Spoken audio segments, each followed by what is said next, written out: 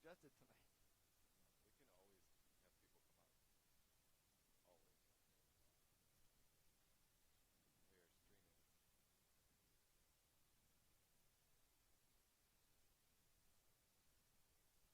We are streaming. Or up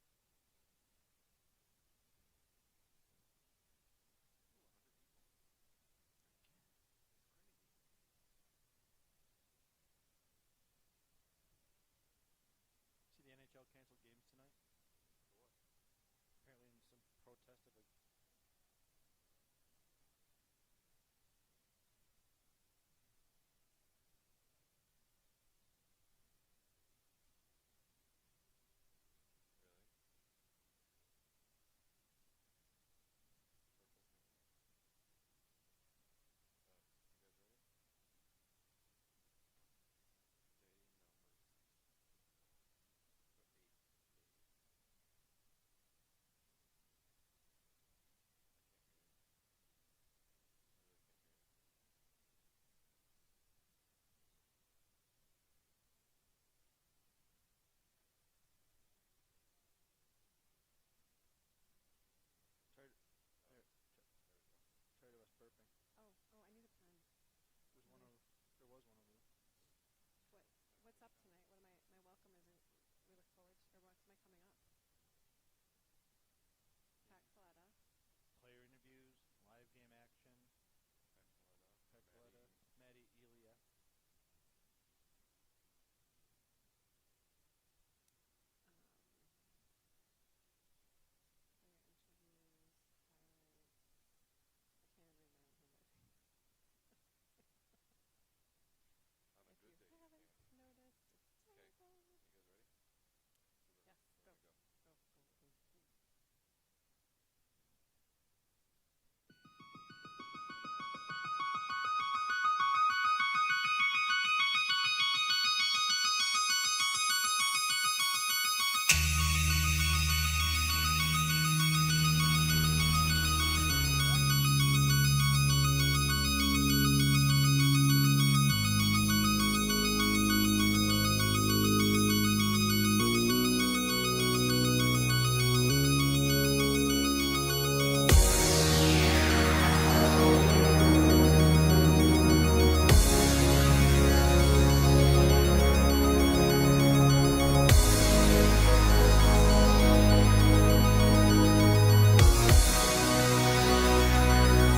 I don't know how you do it every year, but you pop it.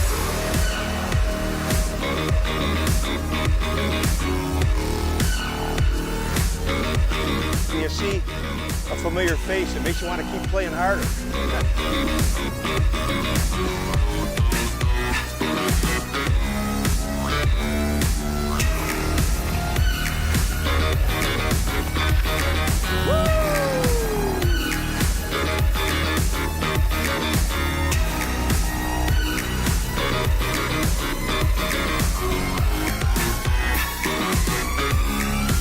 First time playing and it turns into street hack. I'm a little worried about it.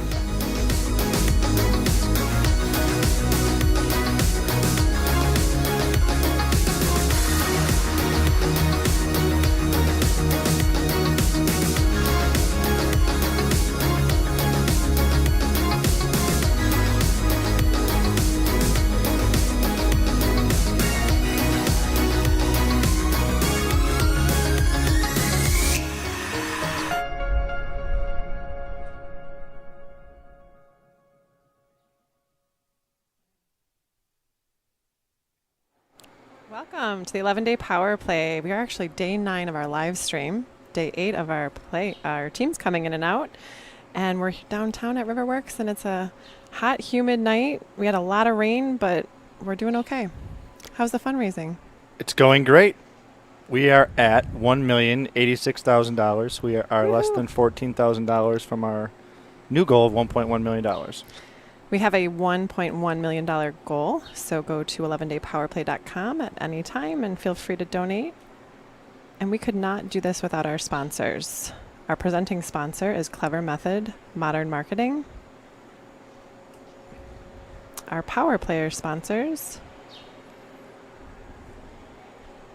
and our overtime sponsors. And the money that we raise goes to Roswell Park Comprehensive Cancer Center, Make-A-Wish Western New York, Camp Good Days and Special Times, and the collaboration between Roswell Park and Oshai Children's Hospital. We have a lot coming up in store. We have player interviews, we have team highlights, and we have an interview with Pat Kaleta, Sabres alumni, and Maddie Elia, who is a Former Buffalo Butte. And lots of stuff. So stay tuned and stick around tonight.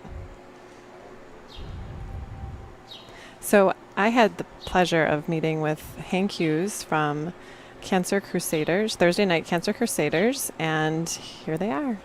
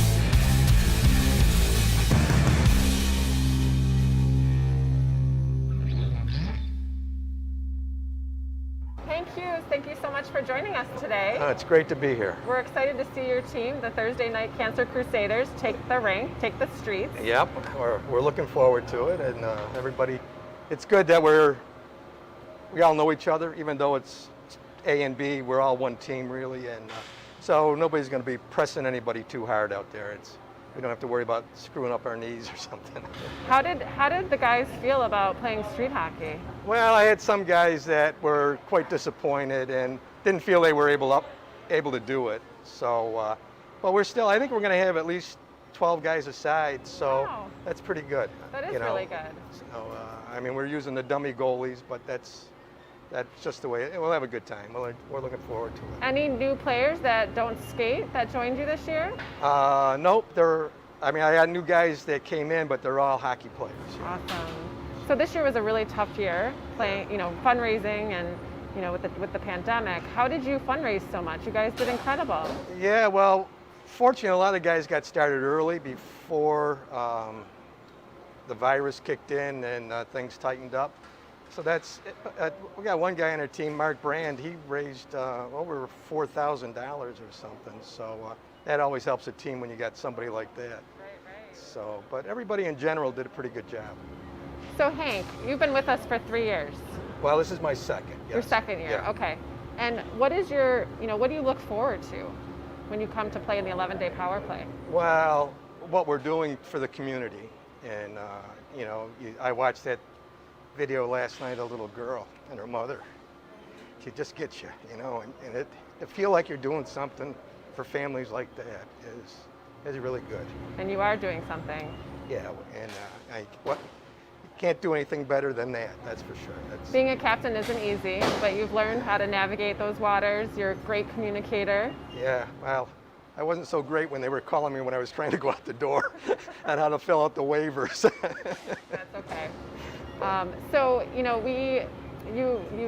fundraise and you get your team together, and it's a difficult year. I mean, playing street hockey, is it really a disappointment when you can be with so many friends that you've known for so many years? No, at first I was really a letdown, but when I started watching the videos at night, this is going to be great. And I know all the guys will enjoy it, and it is a good chance for all of us to get together. All of us haven't been together in a while, so it's going to be fun. Really looking forward to it. Hank, who are most of your donors? Well, I got a lot of support from Vietnam veterans. I served in Nam with Delta 1st the 5th, 1st Air Cavalry, and we're a combat infantry unit. And Agent Orange has affected a lot of Vietnam veterans with cancers, and they have supported me. Their generosity is unbelievable, and they're all across the country. And I hope to be able to share some of these videos with them. And also, the Vietnam Veterans of America, Chapter 77 in Tonawanda, they also made a nice donation to this cause, and I'm really thankful to those guys. They're my brothers, and we're together. That's wonderful. Well, thank you so much for being with me today, Hank. We're going to introduce your team. All right, I'm going to do some math here. Ready? So I am 48 years old, and I've been playing hockey since I was 3. I've been playing hockey for 45 years. How long have you been playing? I started when I was about 28, and I'll be 72 Friday. 45? I started when I was 16, and I'll be 63 tomorrow. You little baby boy. That's it. I've been going at it since I was about 18, 51 years, I guess. 51, I'm 69. 65, been going at it for 40 plus. Be 66 soon, and before the Sabres, so I'm 55 years probably. 63? About 57. So sitting at this table, we've been playing hockey for 336 years. Hey, let's have a drink. Cheers. Drink to that. So you can't use your age as an excuse anymore. Never have. Not in this group. You never have. No. I'd like to start up by saying thank you to each of you. The 11 days growing every year, and it's because of guys like you that love hockey and are doing it for very important reasons, so thank you for being here. The first year I saw it on the news and the coverage you were getting. That was the first time I heard of it. And then Timmy played the second year. So he got me to get a team, and then we played, and then this year... Yeah, we're just playing each other. It's not just in our event, right? You guys are playing on a regular pickup game. We play a couple times a week together. Yeah. Yeah, for a long time. Probably Hank, I Probably played with you the first time 30 years ago. Oh, I didn't think you were that old. Well, I was only about 3. Who's the best player out of this group? I'll tell you who the dirtiest one is. He looked over here. Everybody looked over. It's fine when I'm on their team. But Exactly. Yeah. See how that works? Are any of you guys goalies? Oh. No? Hey, we're human beings. Well, for the first time you played, what did you expect was what it's going to be like? Yeah, it was way beyond my expectations. It was just going into that locker room and our jerseys hanging up with the name tags, and you really felt important. It was just an awesome experience, and I try to tell the guys that were new this year because I brought in a lot of new guys. First time playing, and it turns into street hockey. So I'm a little worried about it. Like the first year we did a 4-hour shift. 4 hour. That fourth hour, we usually skate an hour and 15, hour and 20 minutes. Yeah. So we're used to that. That last hour, Yeah. it's like, does that clock really move that slow? So we don't want it to just to be about hockey. We want it to be like it's a reminder that it's something a little bit difficult. It should, resonate in your after you play. Does anybody have a particular reason or person you feel compelled to play for, or is it? Look around the table. Yeah. Yeah. Yeah, Billy. Well, cancer sucks. That's the best way I can put it. We have 4 kids, and we've lost 2 kids to cancer. 2 kids have died. My daughter spent a lot of time at Roswell. Roswell is a great place to help out. We're just lucky to have such a good place in our community. Yeah. We all hope we don't need it, but when we do. Yes, and that's the thing, you don't know till you do. I've been a patient of Roswell for the last 8 years. I was there a couple of weeks ago, so I'm an ongoing survivor. I haven't had to have it treated, so it's active surveillance. 8 years ago, they diagnosed me with prostate cancer. And at first I was like, well, what do I do? Fortunately, everything is staying the way it should. So It must give you some solace to know that you're under care of a top-notch hospital in the world. Yes. 19 years ago, I had testicular cancer. And in my mind, somebody somewhere along the line in my lifetime figured out a way to treat the cancer I have. I'm still here 19 years later. And I'm just so grateful for that, and for any of us that have survived this disease. And cancer seems to me like an umbrella term that captures a whole lot of different diseases, We're very fortunate that we get to meet the people that are actually doing the hands-on research. We don't just hand them a bunch of money and say, here you go. We get to choose very specific research projects, and it's I got goosebumps. It's a great feeling to know that we're able to do that. the amount of money, even in this year, we hit the 1 million. We haven't hit it yet, but if we can say we raised $1 million in 2020, I think there's going to be a lot of people shaking their heads saying, how the heck did they do that? And it's because there's good people behind it, is really why. For family members and friends that I know that have cancer and survived, and people that we lost, I really feel it's important to come up with new technology that could save lives, and that might be what helps us down the road again too. So it's all good, win-win. It's been a great event, and I'm really happy to be part of it. I know it'll be a lot of fun because hockey people are good people. We make our own fun. We don't go anywhere and we yes. don't have a good time and start talking with people. And it's the game, but it's also the camaraderie that we have. It's personal, and we all share a common bond that we're like brothers. we're out there to have a good time. Everybody knows how they skate. They know who they can pick on, who they can't. And it's just fun. And if you can play for a good cause, it's all the better. Well, thank you guys. It's really great. Thank you. Well, thanks for having us. Yeah. Thanks for having us. Yeah. These guys will do anything for beer. Need more beer?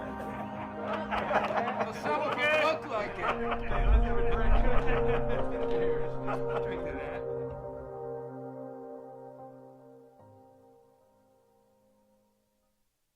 Another awesome video done by Uplifter Video. Hank Hughes and the Thursday night Cancer Crusaders. Those How guys amazing. are so fun.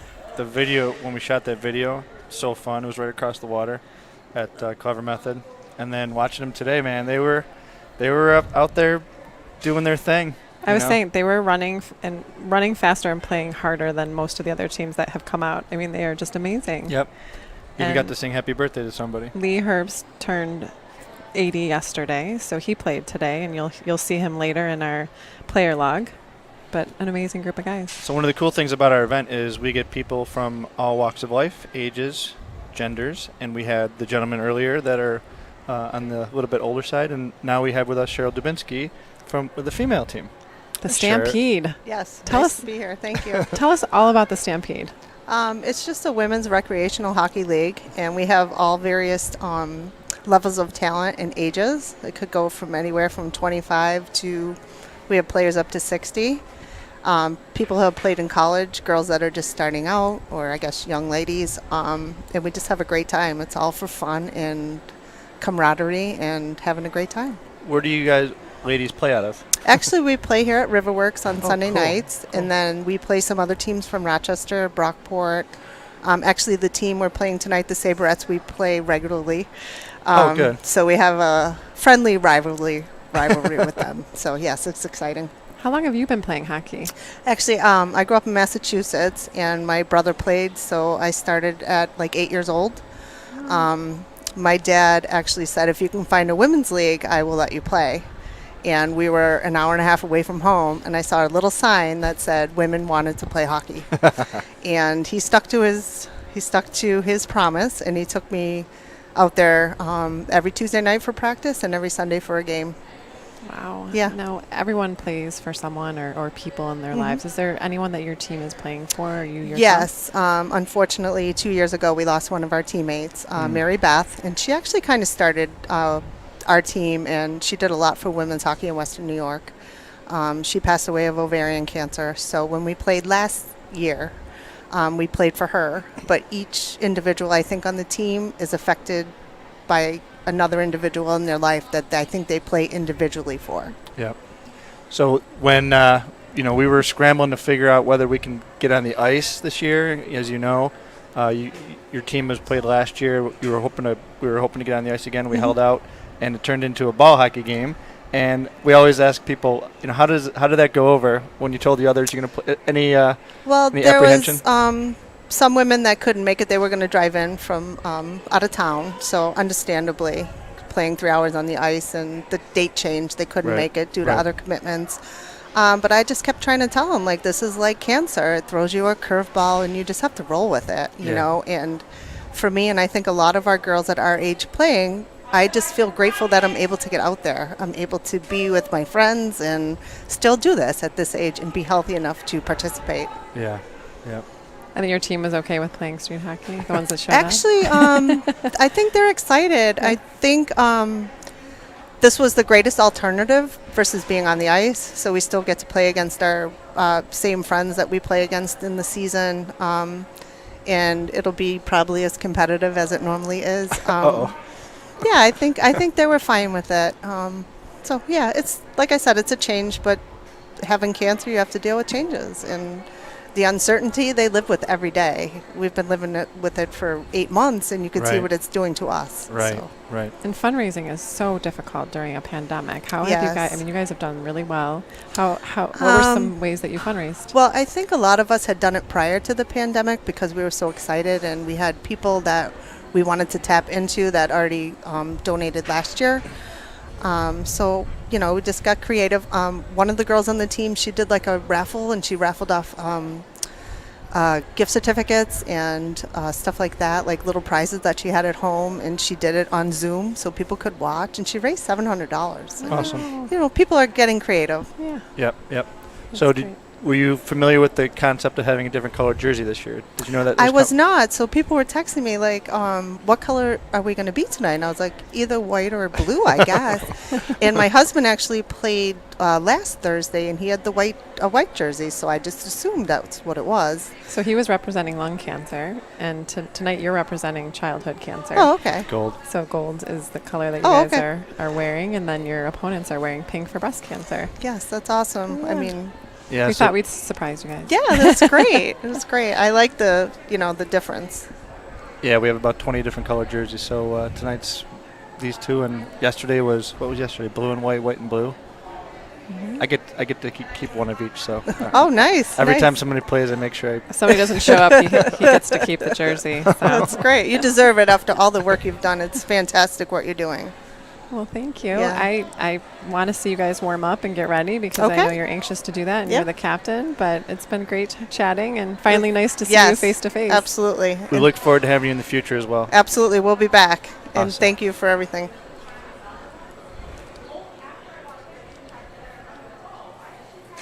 The healthy tip of the day, Excelsior Orthopedics has been with our players since the beginning in 2017. They took care of our 40 guys, and they're here every year. And here's the healthy tip of the day. Hi everyone, welcome. My name is Josette Fisher. I'm the Director of Sports Medicine and Wellness with Excelsior Orthopedics. I am happy to announce that we are yet again the healthcare provider for the 11-day Power Play. This week, our team of experts will be sharing with all of you, either watching online or participating during the event, 11 healthy tips to keep you safe and active. So tip 8 of our series, we're going to discuss foam rolling or self-myofascial release. Simply put, foam rolling is a way to decrease autogenic inhibition. And again, to make this even simpler, your body has special cells which can monitor tension throughout muscles. By foam rolling, we turn off some of these cells to help those muscles relax. Many of you have probably seen a foam roller before. This is exactly what I'd encourage you to use. So with the foam roller, we recommend placing it under the muscle in question and scanning the muscle, meaning running the foam roller up and down the length of the muscle, looking for hot spots. Once you find a hot spot, we encourage you to focus on that area, meaning pause and let the weight of your body put pressure through that muscle. After about 10 or so seconds, many people say they feel a release of that muscle. And if that's you and you feel that release, it's okay to continue to scan to look for more hot spots. With our participants in the power play, we recommend focusing on the calves and the hamstrings specifically, as these muscles are going to be worked significantly during your shift. There are other areas you can address with a foam roller as well, but again, follow those parameters. Put the foam roller where you need it, under the muscle, scan that area for about 30 seconds or so looking for hot spots, pause on your hot spots for approximately 10 seconds, and then move on to the next muscle group. Thank you everyone for checking our healthy tip of the day. If you do find yourself in need of orthopedic care, you can find us at excelsiorortho.com or give us a call at 716-250-9999. We'd be happy to serve you.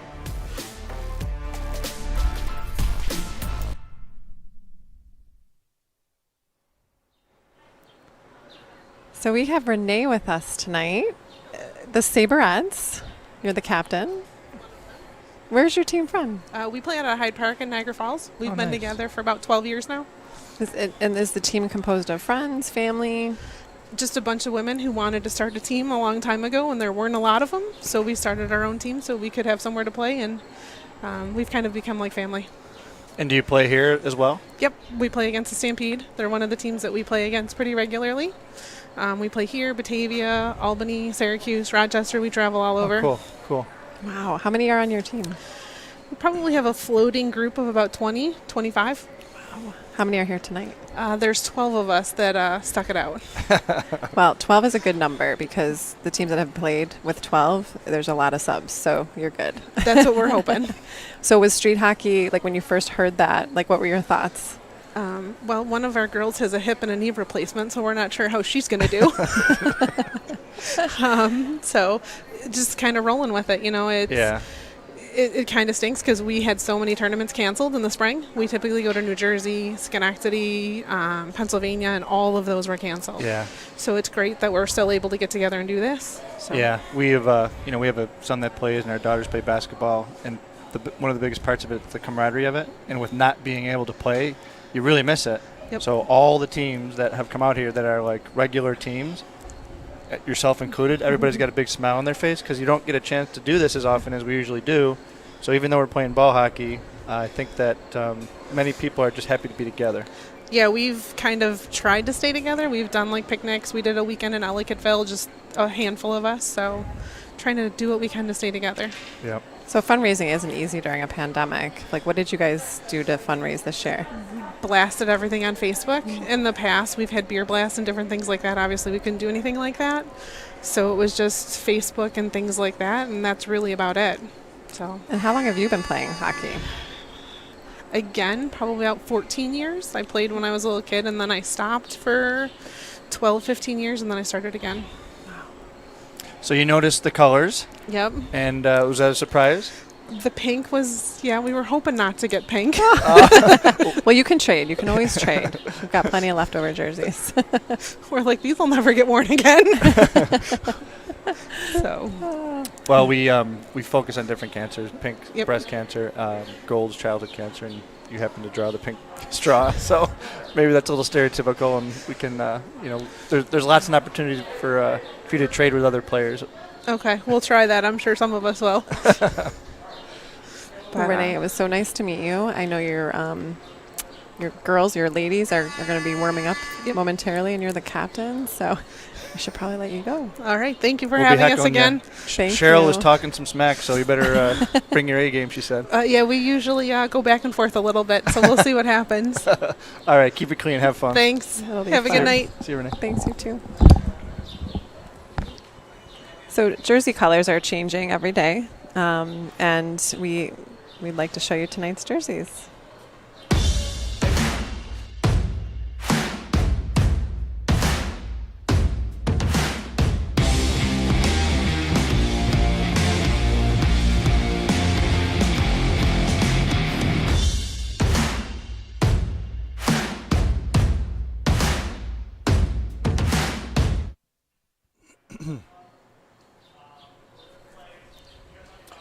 So yesterday and the day before, I had for a long time, but we kind of heightened over the last couple of days. My good friend Bill Chef Lucas was in the lead for the first time ever for fundraising, and he overtook my lead, which I immediately reacted to and started blasting out emails and social media to get above him, and it worked. So I'm very proud to announce I'm still in first place.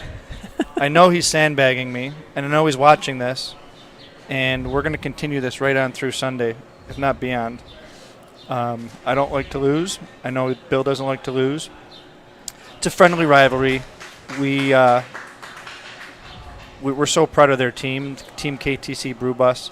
They went over $100,000 this year alone, and they're just a really, really great group of selfless guys. In 3 years, they're at about $210,000. 3 years, one team, which is just an amazing accomplishment. They certainly did not let the pandemic stop them in any of their fundraising. Right. They got so creative. Yep. Bill owns a brew bus, and he does tours of local breweries, and that had to stop during the New York pause. And he got creative, and he did birthday drive-bys, and he would ask for a donation to his 11 day to do that, and he raised, I don't know how many thousands doing that, but he raised a lot of money doing that, which is pretty cool. Somebody asked earlier on YouTube, I mean, we welcome anyone to throw out a question. We are receiving them. Where's the farthest team? Where did they come from to play in our event? This year, unfortunately, we didn't have any out-of-state teams just based on, COVID and hot spots and things like that. In the past, we've had teams come from Baltimore, Maryland, Syracuse. We've had players from all over. I think they represented 17 different states last year. We had it out of the country. We had a couple people from California. Mm-hmm. A couple guys came in from California. One gentleman who's originally from here lives in Tokyo, Japan, and he came 2 years in a row. He was going to come this year, but that didn't happen. But I thought we said it was like something like 17 states and 9 countries, something like that was represented. Liam's friend, our son's friend, is from Austria. He's played twice. Including Killian. last night for 97 Rock. Shout out to Killian. Yeah, so it's been fun. And this year it's a little different. You know, we've got some folks from Rochester. We've got some predominantly Western New York. So it's the way it is, as we say. Again, we went from 2,600 players that we were anticipating for 2020, and we're going to be at about 1,300, which we think is awesome. We have a couple breaks in between shifts here and there, but some days are packed, especially the weekends. We have jam-packed, from 9:30 a.m. to 11 p.m. 11 p.m. every night playing. And I think that just really shows the commitment and determination in a lot of our players. And we know that some players couldn't play because they either went back to work or the dates just didn't work based on vacations. But they still fundraised, and they're still part of the event, and they will still get their jerseys if they fundraised, to their best abilities. I think we're doing a great job raising awareness. This live stream is really meant for awareness. It's meant to highlight, teams that played all day long. Player interviews, and also show you some live action too. So we will be going to that, and I'm excited to see these ladies play. Yeah, they're good. So they're friends, which is awesome. Apparently very competitive. Yeah, they play in a league together, a women's league. So they know each other. They're sizing each other up. We got there's Nate. About to drop the puck. NATO there about to drop the ball. Ball, not puck. One of these days I'll get it right. God, when you say puck for so long, it's hard to change. Or ice. Now it's concrete or cement. We had a little tough afternoon with the storm that came through. We had to stop our last game. Yep. The Future Beer Leaguers. And Cancer Crush B2. We had to halt that game because the rink got very wet. It was B2. V2. So Cancer Crush V2. So that was a little Charlie Brancato and our good buddy Ethan Kane. So we'll see them in a little bit and talk about their player experience. We also, which is kind of cool, is the fact that we got an all women's team here. We're having Maddie Elia and Pat Kaleta both on later. Maddie was a Buffalo Butte. High-end college D1 college player. She ended up playing for the Buttes, and we'll check in with her, see how she's doing. They'll be in probably around 9:15, 9:30. It's always hard to gauge exactly when people will be on just based on the action that goes on throughout the night. Tonight, the Stampede ladies are sponsored by Uniland, and Buffalo Saber-ettes are sponsored by Roy's Plumbing. Our good friend John Dollendorf. John Dollendorf cranked it this year with fundraising. He works for Roy's Plumbing. Great guy. And Nick Carl works for Uniland. Yep. And he was one of the rock stars. I got to get to know these ladies a little bit more. Meeting Renee and Cheryl was great, but there's a lot of ladies out there. Yeah, one of the things about our event that we're very cognizant of is when a team comes in, we have to match them up. And the best case scenario is when a captain applies, essentially coming with two teams to take the ice and play each other, because everybody knows each other. Makes our life easier in terms of logistics and scheduling. And when people apply, when captains apply, they apply to a category, 30 over, 40 over, intermediate, and sometimes their interpretation of that category might be different. And very rarely, but it's happened, we've had a couple matchups that weren't exactly great. Last year, Cheryl's team was here, and we only had 2 all-women's teams, and the other one was a lot younger. Yeah. And I think they had some college girls just out of college, too, so it was not the best matchup. But yeah. Cheryl's team, they were great, yep. And they understood, and they're back. So right they now brought their team that they often play against. Yep. So they will. Looks like I'm already hearing lots of laughs already, so that's good. You know what, Aim? I think at some point today or tomorrow, the next day, we got to get the guys from Uplifter Video up here, talk to them. Yeah. They're giving us a hard time about that. They're a little shy. Maybe there's a way that we could flip the cameras. Maybe we could figure it out before the end of the week. Yeah. Before the end of the event. Totally going to do it. Or I'll just talk to their 2 other assistants and we'll have them train us off hours. Oh, big goal. 1-0. So that's Renee's team that just scored. We got the cowbell going. We give teams the option to play in a standard 5-on-5. I'm not sure if they chose to do that or not, or they're doing 3v3. So we've split the ice in half. A little less running. I think it's 5-on-5. I could be wrong, though. It's hard to see.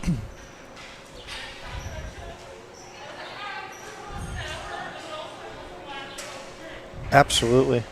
I have so I was entering that a live stream video in my head here.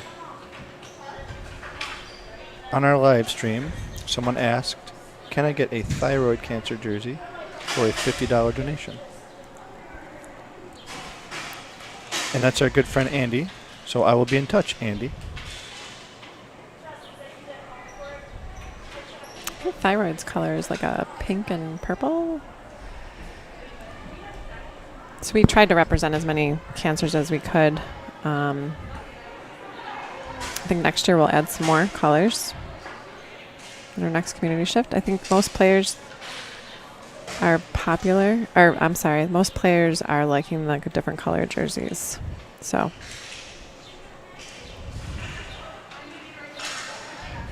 Pat Ballantyne, shout out to you. Yeah, the interesting thing about thyroid, it's actually a couple different colors. Yeah, it's 3 so we'll different choose one of them. One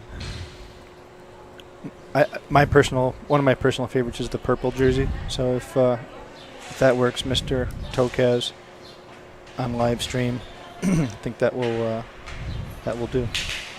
Any other new questions on there from YouTube?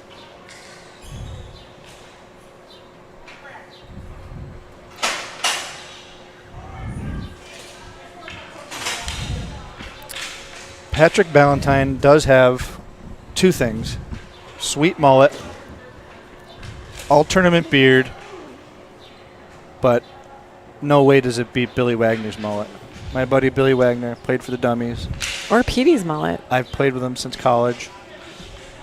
He's been rocking the mullet ever since I've known him. And Petey's got a mullet. So those are the 3 top mullets of the of our event. Last year there was a kid, younger kid. I say younger kid in his 20s. He grew it out and then for donations cut it short. Remember that when we met him with Justin Erig? That was awesome.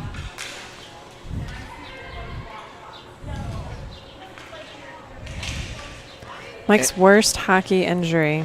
Andrew wants to know what my worst hockey injury was. I mean, I think your tooth is kind of the worst because you're not looking too hot with that missing the last 2 years. I've had several. The tooth being the most obvious one, but that wasn't that bad. Remember that gouge that you had right here? Chris Boron hit me with a shot in the ankle one time. That took forever to my heal. Scar. Yeah, that took forever to heal. Last power play, Nick Fatty cleared a puck and hit me right in the face. That got me some stitches from our good friend Dr. Butch. I think the worst though, when I was about 14 years old, I cracked a vertebrae in my lower back, and it put me out for a bunch of months. Ended up being not hugely serious, but I couldn't walk for a couple weeks, and it was quite painful. Wow, you learn something new every day. I didn't even know that happened to you. Yep. When was this? 14. Oh. Yeah, I think I was a freshman in high school when it happened.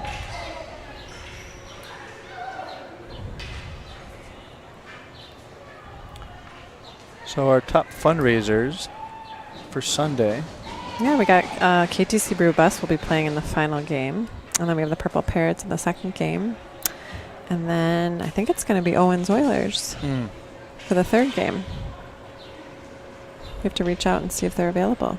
I'm pretty sure KTC is sewn up first place. Yes. Yeah. Speaking of Sunday, 2 people that'll be in that game will be here on set. Kaleta and Maddie Elia. They'll both be playing that. As will Mike Pekka. As will Marty Baran. Jay McKee, if he said if he wasn't traveling, he would definitely be there. Jay was going to. We'll see if he can. And you never know. Like, remember we got Tuck. Yeah, Luke Tuck played last minute. Yep, that was cool. He's in Toronto playing, or no, he's not in Toronto. He's in Edmonton in the NHL playoffs. We almost had Jack Eichel. Jack Eichel, almost. Yep. I wonder where Jack is these days. So it's a tie game, Mike. 31 minutes left in the first period. Tie game 1-1.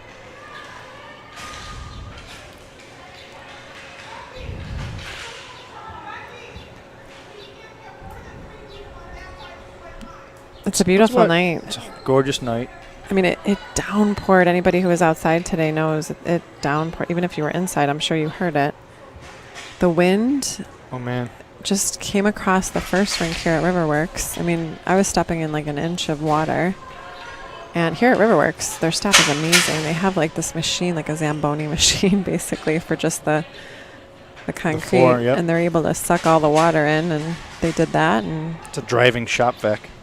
We're on dry concrete right now, which is really nice. That was a quick. We had a few teams nervous, you know, texting and calling us, making sure that things weren't canceled tonight, and we're happy to be on. So don't worry, Bob Duggan, if you're listening, your team's going to play.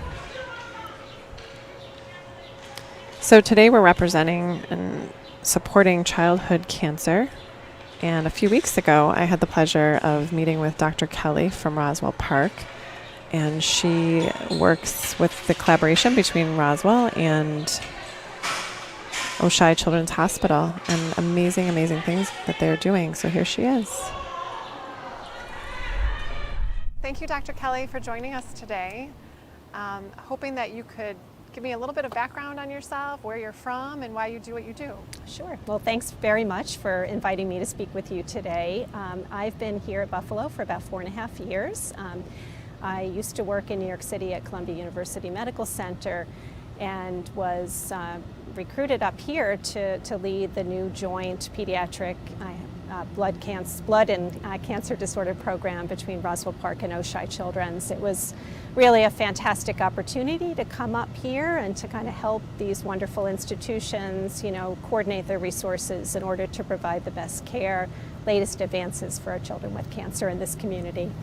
What are the age groups of the children in the program? So we treat newborns, you know, all the way typically to age 21 years. So as you can imagine, there's a whole lot of developmental stages that, you know, that are impacted as children develop cancer that have to be really part of the care that we provide. So much of what we do as, you know, pediatric cancer specialists is provide we're supporting the whole family, the child, parents, the siblings. You know, it's a very stressful event for them to have to experience. And so besides, you know, the care provided by doctors, nurses, we have child life specialists, social workers, psychologists, art therapists, you know, so many other different support services to help them through this very difficult experience. So what type of cancers do you see in that age range? Sure. So, you know, as pediatric oncologists, there's a lot of different types of cancer that we see. About a third of cancers are leukemias and lymphomas. So those are cancers of the blood and the lymph nodes. We also see about a quarter of our patients have brain tumors. And then the rest have a whole wide range of different cancers, from bone tumors like osteosarcoma, tumors of the adrenal glands and nervous tissue called neuroblastoma, kidney tumors called Wilms tumors. So it really requires extensive knowledge because the treatments, you know, really do vary quite dramatically. One of the great things about the new joint program is that it has allowed our program to expand. So now our physicians really focus on dedicated areas. Myself, I My expertise is in leukemia and lymphoma, so that's really what the patients I care for, and I'm able to really keep up with the latest advances. And so having, that level of expertise is really critical in order to make sure that we're providing the best care for our patients.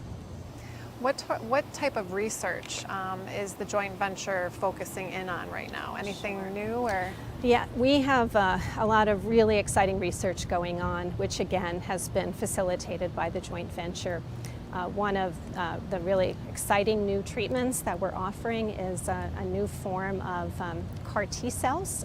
CAR T are kind of engineered white blood cells. They're part of the immune defense system, and in the laboratory, they can train them to go after a particular target on a cancer cell. We have a new study that is going to be focusing on children with bone tumors, osteosarcoma.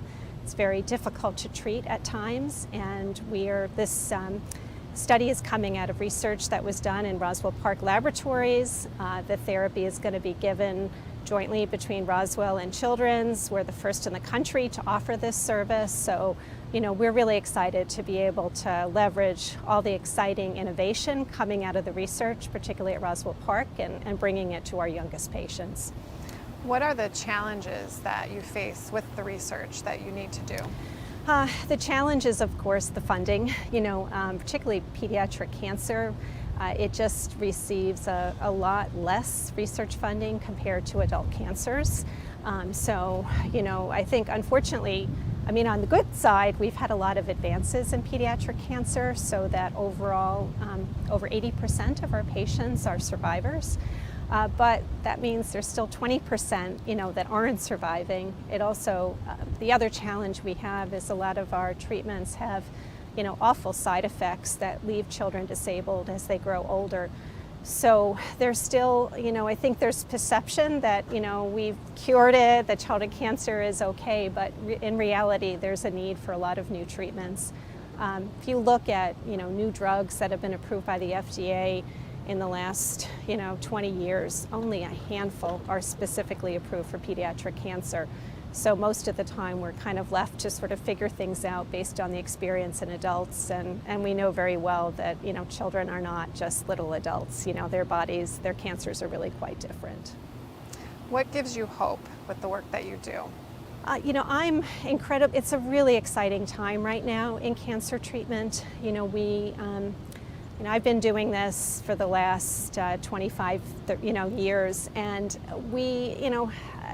all we really had for so much of that time were just kind of standard chemotherapy, drugs, which, effective for some types, acute lymphoblastic leukemia, the most common type we see, we're curing over 90% of those kids now. But they really are tough. They have a lot of side effects in the short term. They have side effects in the long term.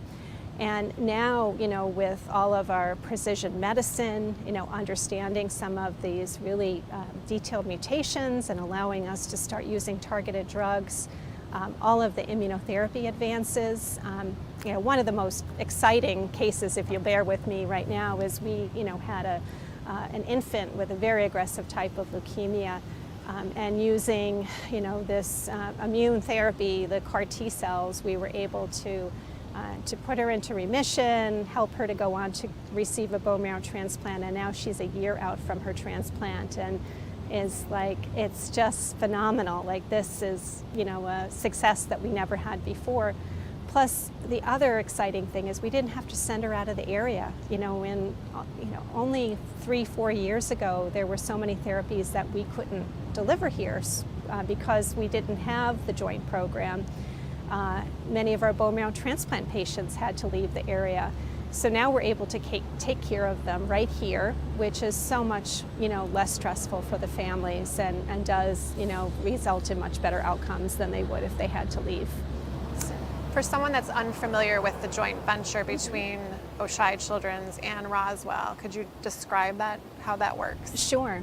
So with the opening of the new Oishei Children's Hospital at the end of 2017, Roswell and Kaleta Health came together and established a formal relationship to support the pediatric cancer and blood disorder program. So with that, all of our inpatient care is delivered at Children's. We have a beautiful specialized unit on the top floor of the hospital with amazing views of the lake, and really just everything is state of the art there. Importantly, we have close proximity to other pediatric specific services like the intensive care unit and the operating rooms and other things that were not available at Roswell in the past. And then all of our outpatient care is given at Roswell Park in a beautiful new facility, that also is state of the art, and it allows us to see patients and administer chemotherapy and transfusions all in the same area with nurses that are specialized in pediatric oncology. So it's really become a more seamless program, where we work collaboratively, and this way we're able to take the best of both, the pediatric care from Children's and the cutting edge cancer care from Roswell in order to provide the best for our patients. New this year for 2020, the 11-day power play is supporting the collaboration between Roswell Park and Oshai Children's. Could you explain where the money or the funds will be going this year to support that program? You guys are providing so much support to us, but some of the things that you're helping us with is some of our wellness initiatives. We have found that our patients really need so much support to help them, through that. So all of the kind of, counseling about appropriate lifestyle and ways that families can help support their children is supported. And then the other is with our bone marrow transplant program. As you can imagine, requires a lot of education and training to be able to manage these very complex, potentially critically ill children. So, you're helping to support the training of our nurses so that they know exactly what to do at every moment when these patients are getting treated. Because things are changing every day. It's unbelievable, how much it's training, and there's our transplants too, like we transplant, there's so many different types of transplants, and there's like so many different complications that can happen.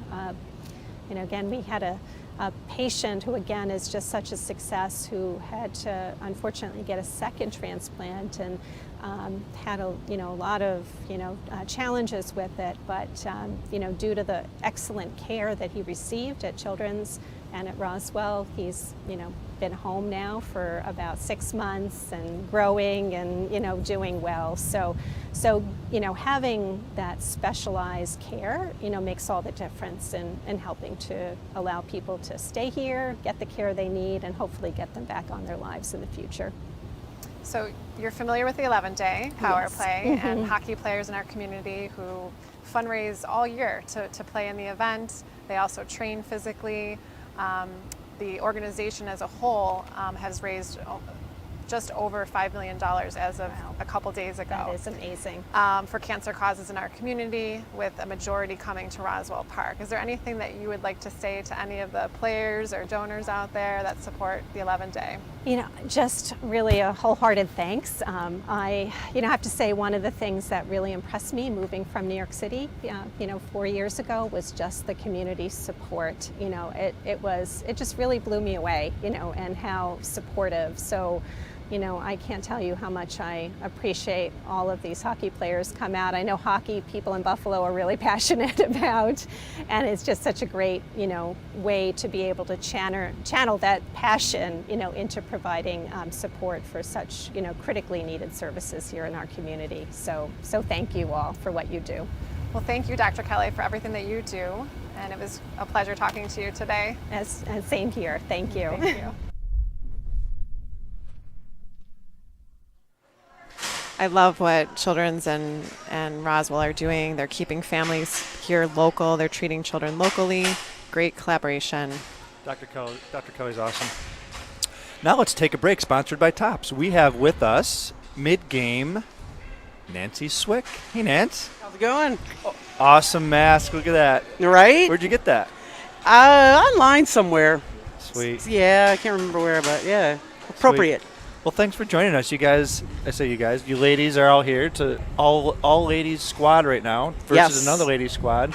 and I hear that you might be a small rivalry going on right now. It is, yeah. It's actually this team started out all together, and we just got too big, and we ended up splitting up into 2 teams, and so we're just trying to grow women's hockey in the area, and we're just glad to be here. This is amazing. Yeah. Have you played in previous 11-day community shifts? I have not. This is really cool. A couple of my teammates have. I think this might be their second one, I believe. Yeah. Well, I know you signed up for an ice hockey game, but I see and I hear all the laughter and all the razzing, so I know that you're having fun based on the sights and sounds of the game so far. Oh yeah, the great thing about this team is we can have fun no matter what. It's all for a really great cause, so it doesn't matter. I don't really care who wins and loses as long as everybody just has fun and you get some laughs out of it and you make some new friendships. I met some new people on my team today, so that'll be a good thing.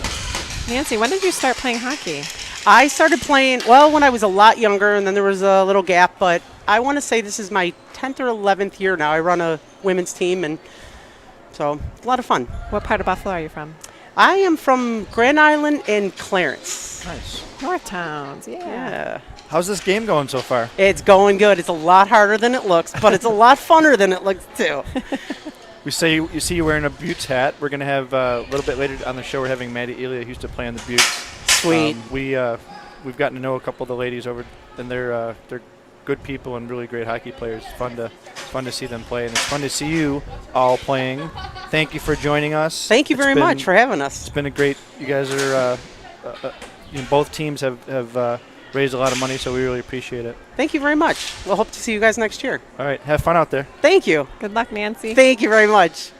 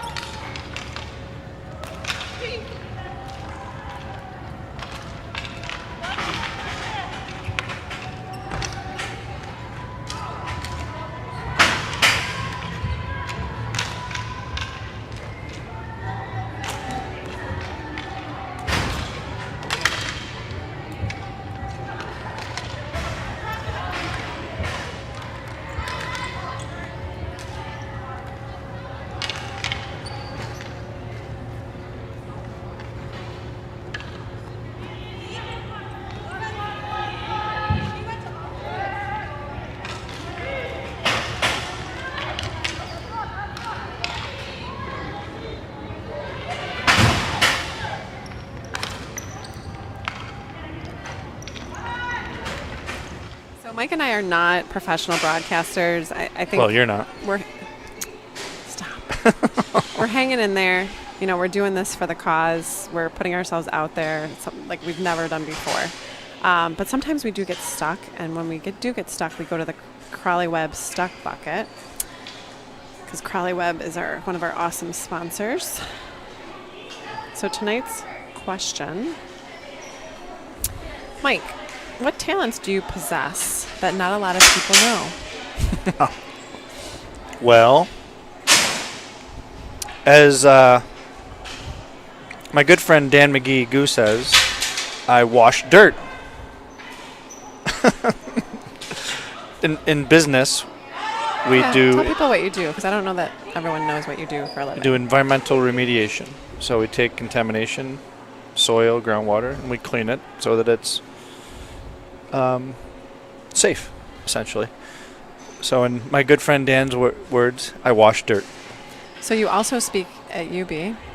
You also speak at UB often because you're a brownfield expert. Yeah. So that's pretty cool. We wash dirt all over the city of Buffalo, and we help beyond. And beyond, and we help companies and individuals clean up sites and redevelop them, which has been great because the last 10 years there's been a tremendous resurgence here in Buffalo, and many of those sites are environmentally challenged or contaminated, and we help get through that process. So it's been very rewarding. And you spent a lot of time in like Olean, New York. Yeah, we actually bought with some partners an old refinery from ExxonMobil, and we cleaned it up, and it's been redeveloped much of it's been redeveloped as a commercial solar electric generation facility. Some of it is being developed as a hotel right now with the Crow Corporation, and there's we've cleaned up over 100 acres of sites down in Olean, and it's an old refinery town, so it's a lot of work to be done. A lot of work to be done, and it's a pretty rewarding process because you're taking something that's impaired and idle and putting it back into productive reuse. So it's pretty rewarding. I think there's something else that you're really good at that people don't know. Hockey. No, I suck at hockey. I think you're really good at like puzzles. You love to figure things out. So in the basement you have your bar, and you have lots of little games. And anytime you have a guest, there's always logic games or puzzles, stuff like that. You're awesome at chess. I used to play against you, and I got tired of losing, so I don't play against you anymore. I think just like games in general. Words with Friends, Trivia Crack, chess, just games in general. So back at you. What talents do you possess that not a lot of people know? Well, I don't play hockey. Besides being a closet professional broadcaster. I only wish. I played basketball in college. I played for Gannon University for 2 years. And then I transferred to Buff State. I was a center. I don't even know if they have centers anymore. I was 100% from the three-point line in college. 1 for 1. It was at Geneseo, my daughter's alma mater. And there was 2 seconds left on the shot clock, and I was on the baseline, and I chucked it, and it swished. And if my dad's listening right now, which he listens every night, James Gold, he has that on video. I saw that. That is so cool. Like 100% from the three-point line. I saw that. He was always the guy with the big, camera on his shoulder, the old school camera. And then you were going toward like the corner, and then you like chucked it behind you. It was a sideways. It was kind of like a hook shot from far away. It was one of those things where you went out of the picture, and all you heard was like everybody go, "Whoa!" Watching these ladies play reminds me of your turnaround jump shot that you can never stop. Yeah, your. So Mike took me on once we started dating, and he said, "Well, let's go to Delaware Park and play a little hoops together." And I kept doing my turnaround jump shot from the baseline, and you couldn't figure out how to block. I mean, it was only polite to let you win. It's very gentlemanlike. I'm just saying. I mean, you're really good at fundraising too. I am in first place. Bill Chef-Lucas is good, but I have really good ideas. So if any players are out there and they really, really want to crank next year in fundraising, give me a call, send me an email. We can chat. This is why he's up in first place, because I help him. Yeah.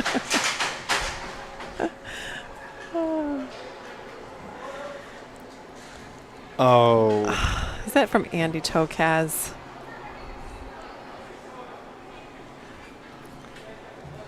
So our good friend Andy just tweeted at us or YouTubed. He was he YouTube live streamed at us. It's National Kiss Day. So we'll kiss later. Next week. We live in an RV, very close quarters. We do not want to be near each other. We've had enough. So it's. Oh my Lord, Greg Belliati from KTC Brew Bus is watching, and these guys just went over $100,000 for the year, and amazing. Yes, thank you. I think I helped them with their fundraising. But no, just I'm just said kidding. next year they're having a $200,000 goal. I'm not gonna say that's impossible, but man, that is a challenge. They're going to get to $1 million on their own. I predict in the next 2-3 years. That would be pretty incredible. So it is time for the Lamar stat board, and Presented by Lamar and our good friend Todd Schaefer, Lamar executive and 11-day power player. Okay, so I'm gonna start. I'm gonna start this because I know where it ends. I was. Wait a second. This was Monday. This was Monday, so I'll start. Captain interviews. So if people listening don't know this, we interview every single captain that's part of our event. It's really fun to get to know you. It's probably been my most rewarding thing these last 8 days is to interview. But Mike likes to sleep a lot, so I've been catching up. So on Monday, he interviewed 10 captains. I did 7. He was at 47 minutes, and I was at 27 minutes. But you've been slacking, and I've been interviewing more. So is there an update? This is like our first basketball game. I got out, and then there's an update. Captain interviews today. Amy 16 and Mike 12. 62 minutes. Yeah, but I'll tell you boom, what. Boom, boom, boom. The real stat. I don't have my phone on me, but the real stat is. I got you by 4 minutes. 62 minutes divided by 16 is less average than 58 divided by 12. So that's what I'm going to go. I don't think Mark and Jason from Uplifter have a calculator back there, but in my head I can do the math to tell you that my interviews on average were longer. And as taking direction from the guys that say, fill the content, I'm still claiming victory at this moment. No. Well, I have to say, it can be challenging interviewing. Sometimes you get younger kids that are afraid. They've never been interviewed before. I think I've had most of the kids, and I don't want to put too much pressure on them. So I have to keep those shorter. Okay. I mean, I've done 16 and you've done 12. Okay. All right. You slept most of it today. It must have been the rain. Well, I was calling the game and making sure people were safe. Speaking of talking to players, one of my favorite parts of our live stream is to show you the Players Log sponsored by New Era Cap. I've had some family members that have done dealing with cancer, and then also my wife's company is involved with the Cancer Association with German Financial Group, so I just asked them to help me out today. Well, I came out last year, participated in the ice hockey. That was terrific. It's a good cause. I have people involved who have been victims of cancer, so an extra push there. Well, this team is comprised of my first year today.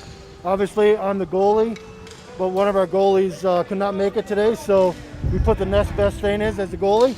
So I have to play some form of stick hockey that I'm not familiar with, so so that's pretty much it. But the team is all generous guys. We're all work together. We play Thursday nights. We play Monday nights. We play Monday mornings all on ice, so we're all together. Play hockey with them up in Niagara Falls. Have for about 17, 18 years. There's some older guys, some somewhat younger guys, but we all get along, and it's a fantastic experience. It really is. My mother, but overall, I'm here for everybody that's been dealing with cancer and fighting it, and especially the kids, young kids.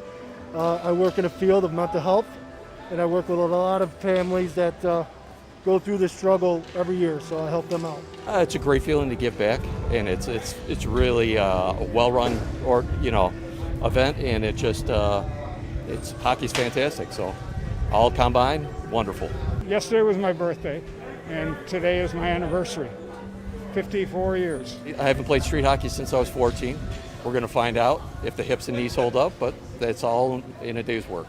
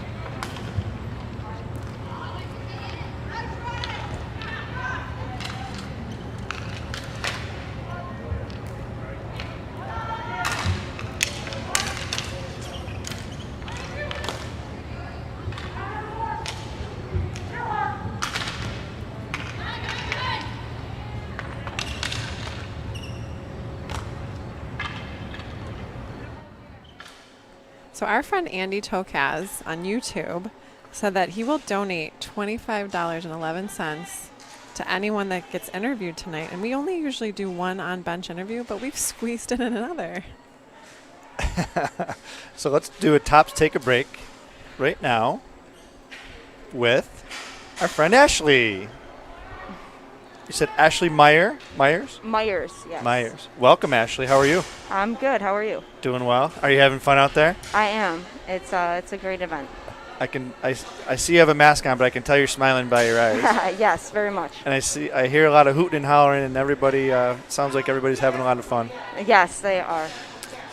So your friend Nancy, who was interviewed, I'm sure you know Nancy. I do. How do you not know Nancy? She seems very energetic and super happy to be here. Yes, for So sure. somebody donated $25.11 to her because she did an interview. So I think you're going to get another $25.11 to your page. That so sounds Ashley great. Myers, Andy Tokaz, that's her name. Look her up. Ashley, where are you from? I am from Buffalo, New York. And how long have you been playing hockey? Wow, I started when I was 7. I'm 33 now, so quite some time. How did any like how did you come up? Where did you play, and to what extent? I started playing in Wheatfield with boys from the age of 7 until I was actually a sophomore in high school. At some point, I switched and played for the DP Saints for a while with the boys team, and then I played for Lockport High School junior varsity for 2 years. That I played girls hockey for Buffalo Bisons, and then I actually finished my career at SUNY Oswego. Oh, great. That's awesome. So, yeah. So is there anybody, yourself or any of your teammates, anybody you're playing for or in support of or in honor of? Most certainly. My mother actually passed away from ovarian cancer this June. Sorry to hear that. Thank you. So I am for sure in here in honor of her. The last hockey game I actually played in was here in the end of February, and she was here with me to see that. So that was awesome. So I'm here today in honor of her. Well, thank you for joining us. What a great way to remember your mom. Yes. Well, have fun. Thank you. We'll continue fighting. We'll continue raising money, and we hope that you and your teammates stick with us in years to come, because we're gonna continue doing this for as long as we need to. Certainly, I hope so, and I mean, I definitely plan to be a part of the event for as long as I can.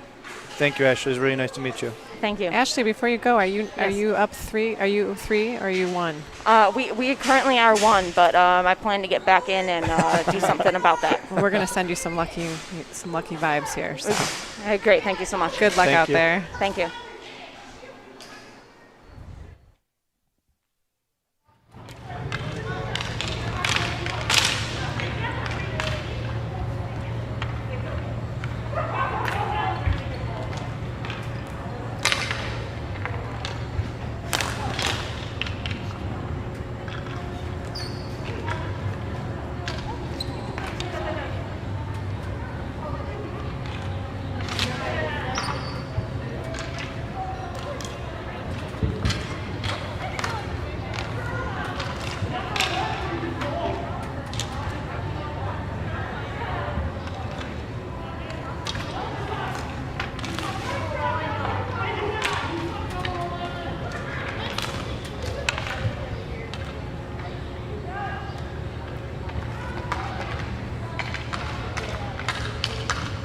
As you can see, a lot of our players play for people that are super important, big part of their lives. And talking to Ashley, she's playing for her mom that she just recently lost.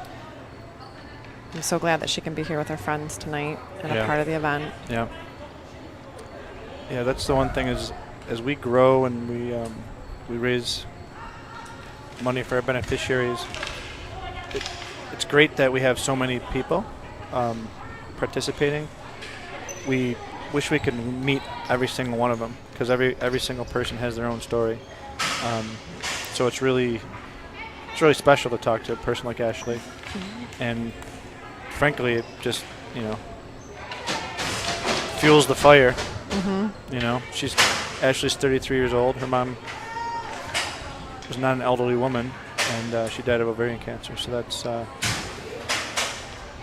hopefully we're gonna play a part in eradicating some of that someday. That's why we keep pushing. Scoreboard is saying. Yeah, so we got something going on in the ice here. Who's in the?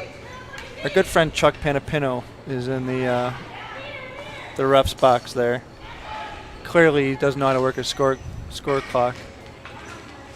There it is. It's 3-1. Who's winning? Pink. So the Saber-ettes are winning over Stampede.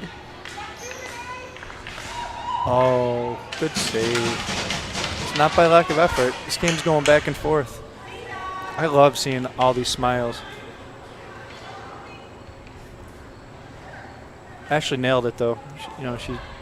She's able to play hockey. This is an outlet for her, She's able to play hockey, raise money, in honor of her mom. And we just listened to Dr. Odunze the other day. Anybody who missed that, you can go to our YouTube page, and he talked all about the research that he does at Roswell Park for ovarian cancer.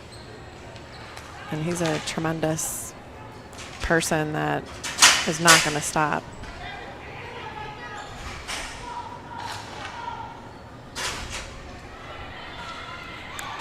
So the Stampede is sponsored by Uniland, and the Buffalo Saber-ettes are sponsored by Roy's Plumbing.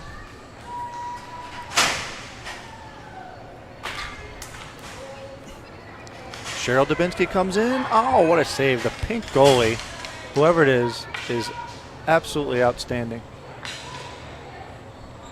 I've seen Cheryl Dubinsky with like 4 point-blank opportunities. You know, I talked to Cheryl a few times this year.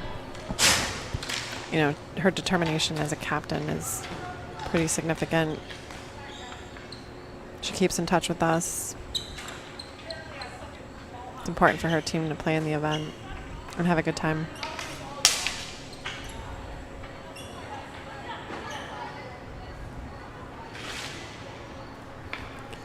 So one of our YouTubers, do we call them YouTubers? Are people that are watching through YouTube? Viewers asked about the fans in the stands, and yes, you are welcome to make arrangements to pick it up after the event. We won't be in the office until, a week after the event, just because we will need to sleep and recover, and all of our staff will be taking a small break. But we're happy to get you that fans in the stands. It's been so great seeing those. I think the players really appreciate it. Couldn't have real people out there, but you've been able to send messages to the people on the cement, and they appreciate it. And there they are, our fans in the stands. Look at the baby. Look at that beautiful baby. Jason Holler's daughter, Sophia. Jason's one of our Heather and Bob video Henry. guys. Heather and Bob Henry. Amazing, amazing people that help us. They're always home every night. Where do they work? They work at Clever Method. Clever Method is our presenting sponsor. And we will hear from them tomorrow. They will talk about what it was like when they first met us and all that they've done for us over the last 4 years. But anytime we run into technical difficulty with YouTube, they are watching at home to make sure they can help us in any way they can. So shout out to Bob and Heather Henry.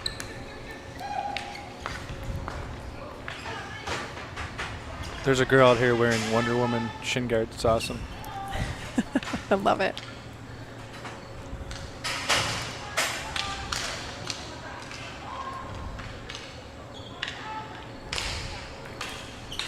Right now?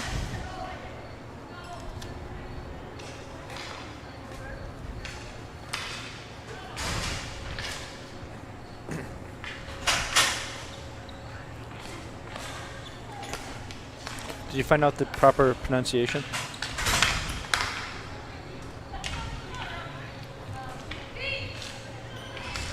You don't know how to say Laskowski? Laskowski. Very phonetic. It's the easiest name. Laskowski. It's easy. That was a nice save. I noticed that, speaking of interviews, I noticed I interviewed Parker Wojciechowski, Carter Swiklinski, Riley Swiklinski, Tom Harumbach, Dan.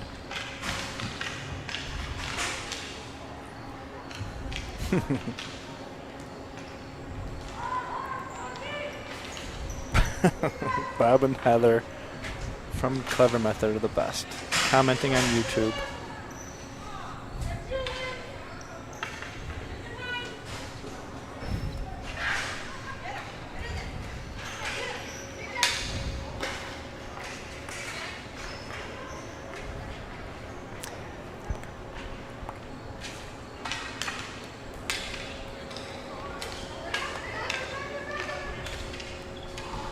So, Mike, earlier today I got to talk to Frank Curci from Tops Friendly Markets, one of our top sponsors who, provides so much for us. They joined us 2 years ago. Yeah, so generous. And we'll hear from Frank now. Frank, thank you so much for joining us today. Could you tell us a little bit about yourself, where you're from in Buffalo? So I live in Clarence, New York. I've been here in Buffalo for about 20 years. I'm not a native Buffalonian. I feel like I am now. I've been here since 2000 and have enjoyed the area, and it's a great place to live and grow a family. Now, Tops has been wonderful to the 11-day power play. Could you tell a little bit about what Tops has done to support the 11-day? Yeah, sure. So at Tops, we really believe a big part of our mission is giving back to the communities that we serve. And we like to do things that really have an impact and choose a few institutions that we could support in a bigger way. And we've done that a lot with Roswell over the years.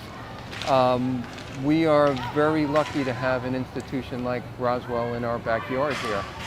And when we got the chance to get involved with this tournament last year, this is our second year now, we jumped at the chance because it's another way for us to raise funds for cancer research and affect the lives of our communities. Why is the cancer cause important to Tops? Everybody has been touched by cancer, unfortunately. It's a disease that touches many of our associates. We have 14,000 associates, and to have an institution like Roswell here, it's a sign of hope for people.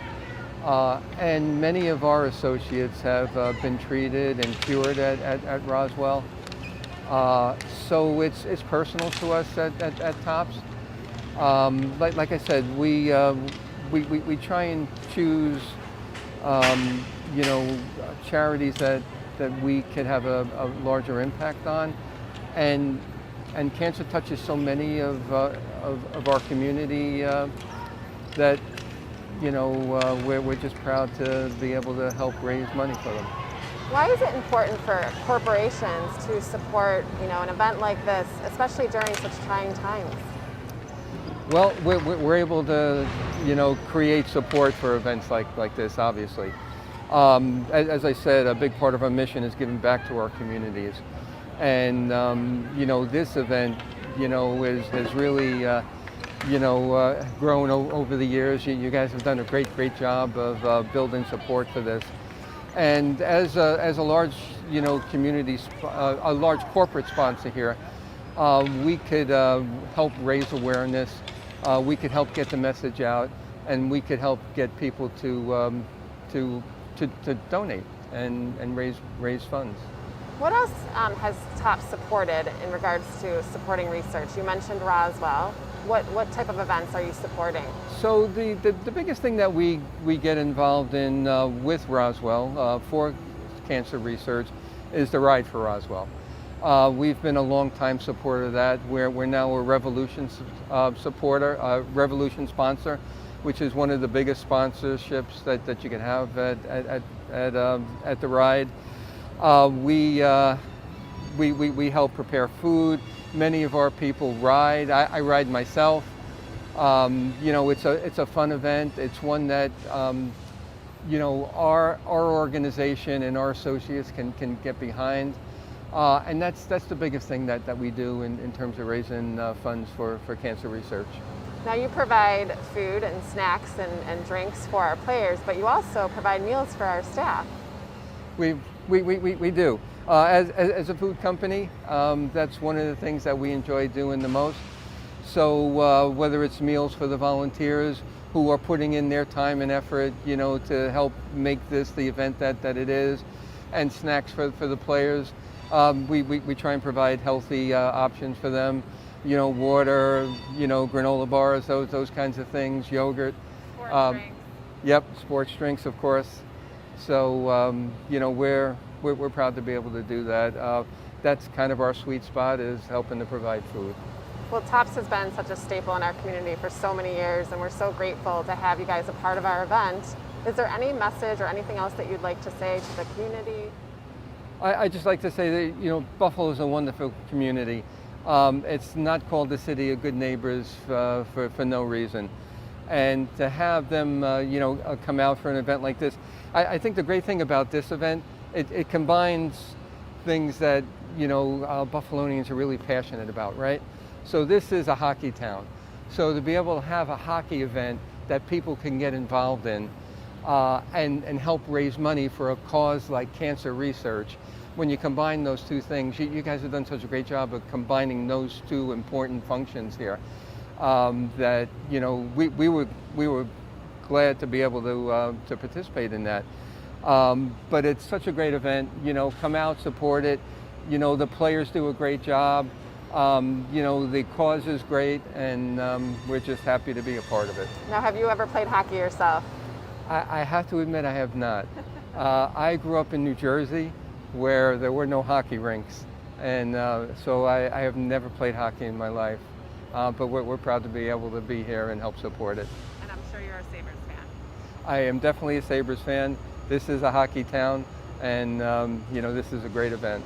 Well, thank you, Frank. Thanks for all that you and your staff do for us, and thanks for coming out today. Well, Amy, thank you. Thank you all for what you did. You've built a great event here, and we're proud to be a part of it. Thank you.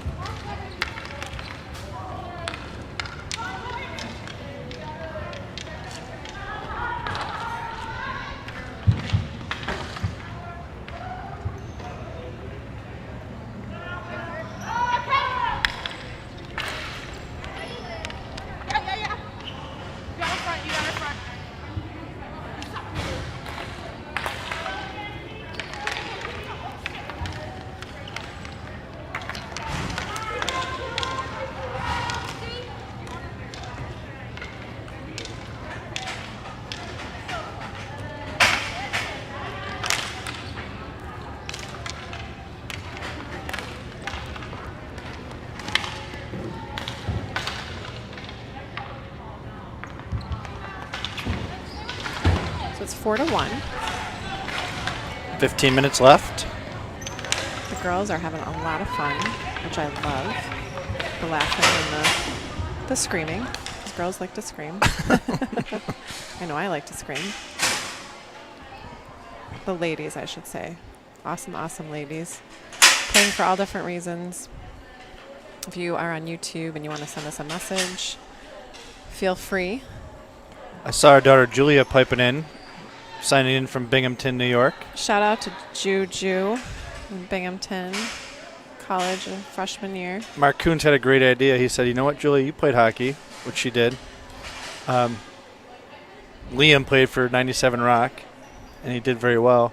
And if there's anybody that could defend Liam, like play against him with the utmost passion, it would be Julia. That would be Juge.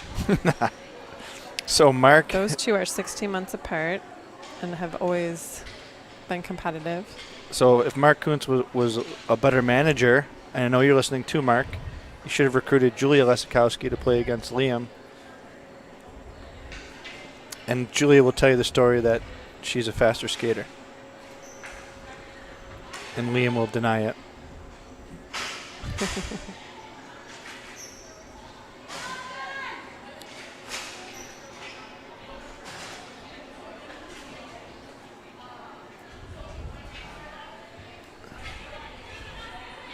See how the girls are doing here. Ladies. So our sponsors, top sponsors, Crowley Webb, Excelsior Orthopedics, Lamar, Clever Method Modern Marketing is our presenting, New Era Cap, Tops Friendly Markets, we just heard from Frank, and Uplifter Video. One of these days we're going to get them to turn the camera on themselves. Trying to figure that out. I'm thinking tonight. Really we can't really work the camera, so how's that going? I can work it. How hard could it be?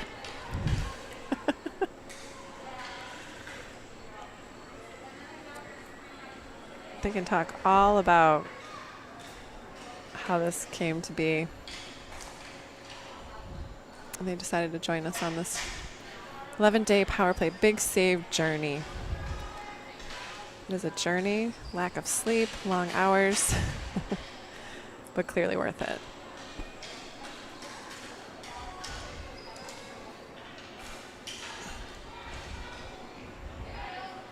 So Andy Tokaz donated $25 twice because we had 2 player interviews.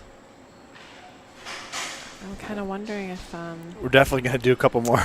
We can squeeze in a few more. And we like to feature the games, you know, a little bit, so maybe.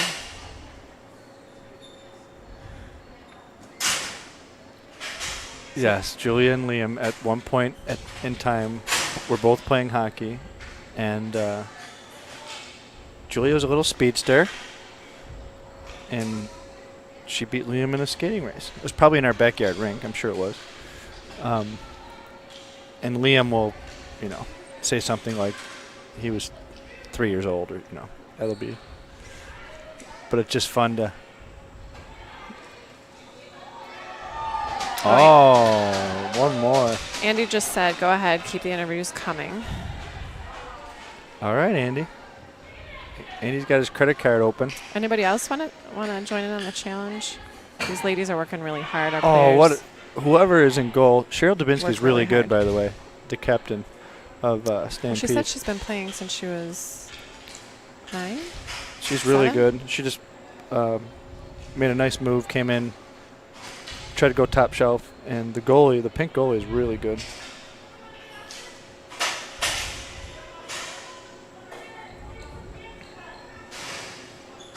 So did I hear that we're going to be talking to Danny Gear? Looks like tomorrow night. Tomorrow night. Danny's fun. He's been around. And Craig Rivet was supposed to come tonight, was unable to, so we're looking forward to chatting with him. Yep. His son invite 11 of his best friends over for a sleepover, so we thought it wiser to monitor that as opposed to come here tonight. Well, we'll give him a pass on that one.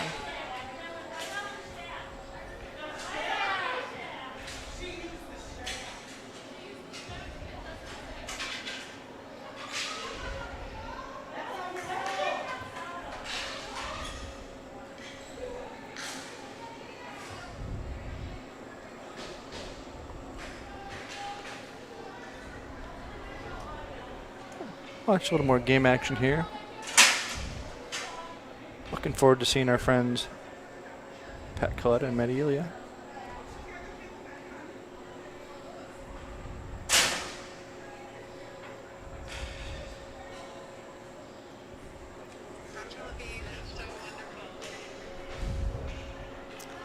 So just to talk about the efforts that our players have been making, I mean, we really got to think about this.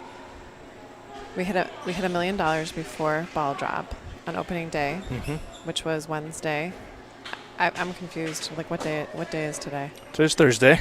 Thursday what? What though? Thursday the. So we've been doing this for more than a week. So today's the 27th.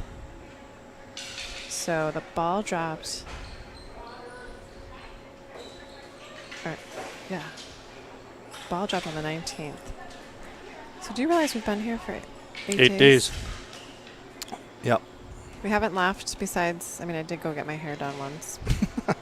Oh, Team Pink coming in again? Usually Rochelle comes here, but. Oh, I think. Did somebody just offer to, did somebody just follow through on our request? Yeah. There's a little we voice. Have a little surprise There's a tonight. little voice in our headphones that said, fine. So if you don't know, I mean, obviously you must know if you're watching, you know that people are able to communicate to us through our headphones and keep us in line and on time, and sometimes we do well and sometimes we don't. So Usually we do well. We're going to welcome in just a few minutes, well, maybe less than a minute. Looks like he's barging into our set here. This is so great. Kind of excited about this. Make sure the Holler family's tuned in to YouTube. Especially Sophia, because Sophia made me a bracelet. And I have money in the envelope, and I crossed out my name and put her name, and she better get it.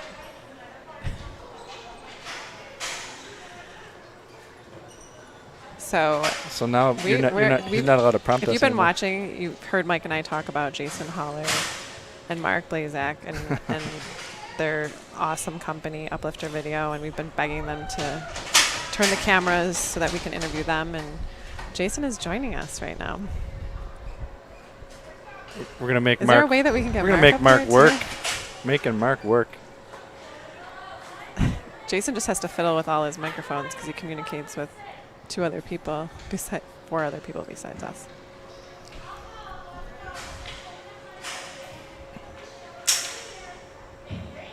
So he's almost ready here.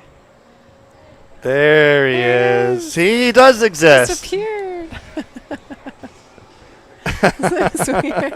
Uplifter Video. I mean, what do I think? I mean, we say it every day. You guys are awesome. Yeah. You guys why don't you tell us about Uplifter Video? Uplifter I'm not going Video. to tell your story. This has been, well, let me backtrack because I think it's important. This is new for us. I mean, Mark and I have been doing this for a very long time. Mark Blazak. Your partner. Who's running the Switcher right now. He's so proud of you right now. He's like beaming. He's like, I'm so glad I don't have to do this. Yeah, we chose the life behind the camera, and we've been that way for 20 plus years each. And, we've been through different positions, different, jobs throughout our lives. And we had worked together at the Sabres for about 10 years together. And for a while we've been talking about, we really just want to do something that means something that is more than just a highlight reel. Not that we didn't like doing that, but we thought that there should be something else out there that we wanted to do. And so we had talked about it for a while, and eventually we had come up with this idea of creating great videos for people who do good. And that's where Uplifter Video came from. And we've been doing that not very long. We started essentially at the same time that you said you guys were interested in doing a live stream. Well, I remember calling you and texting you and saying, let's chat because we want to let you know what the 11 Day is doing. And then we got on the phone and you're like, that's really cool. Like, we want to help. And then all of a sudden we're on the call with Mike and me, and we said, can you do this for us? Right, yeah. So it's pretty cool that here you guys are. We've been here with, doing work with you guys for some time now. Right. I remember the very first day you brought it up to us. It was pretty interesting. I don't even know if it was thought out. Obviously, you had your guys planned out, the 40. but we didn't know how to promote it. And so we just said, well, what's their story? And then we had talked that out briefly. And the first video we did was that promotional thing with the pictures hanging up and the lights dangling from the background there. Yep, that was at PSE that we had worked with you guys on. So, yeah, I mean, that was just the start of it. And here we are So today even going with through all that, that stuff. You were helping us promote the original 40. We had just come up with a brand and a logo, but we didn't really know how to promote it. And you guys were like, well, we need to feature the people, the guys that are playing, and pick, I don't know, 6 or 10 of them and send them to us. And then you had sent us the script for it. Right. And just reading it made me cry.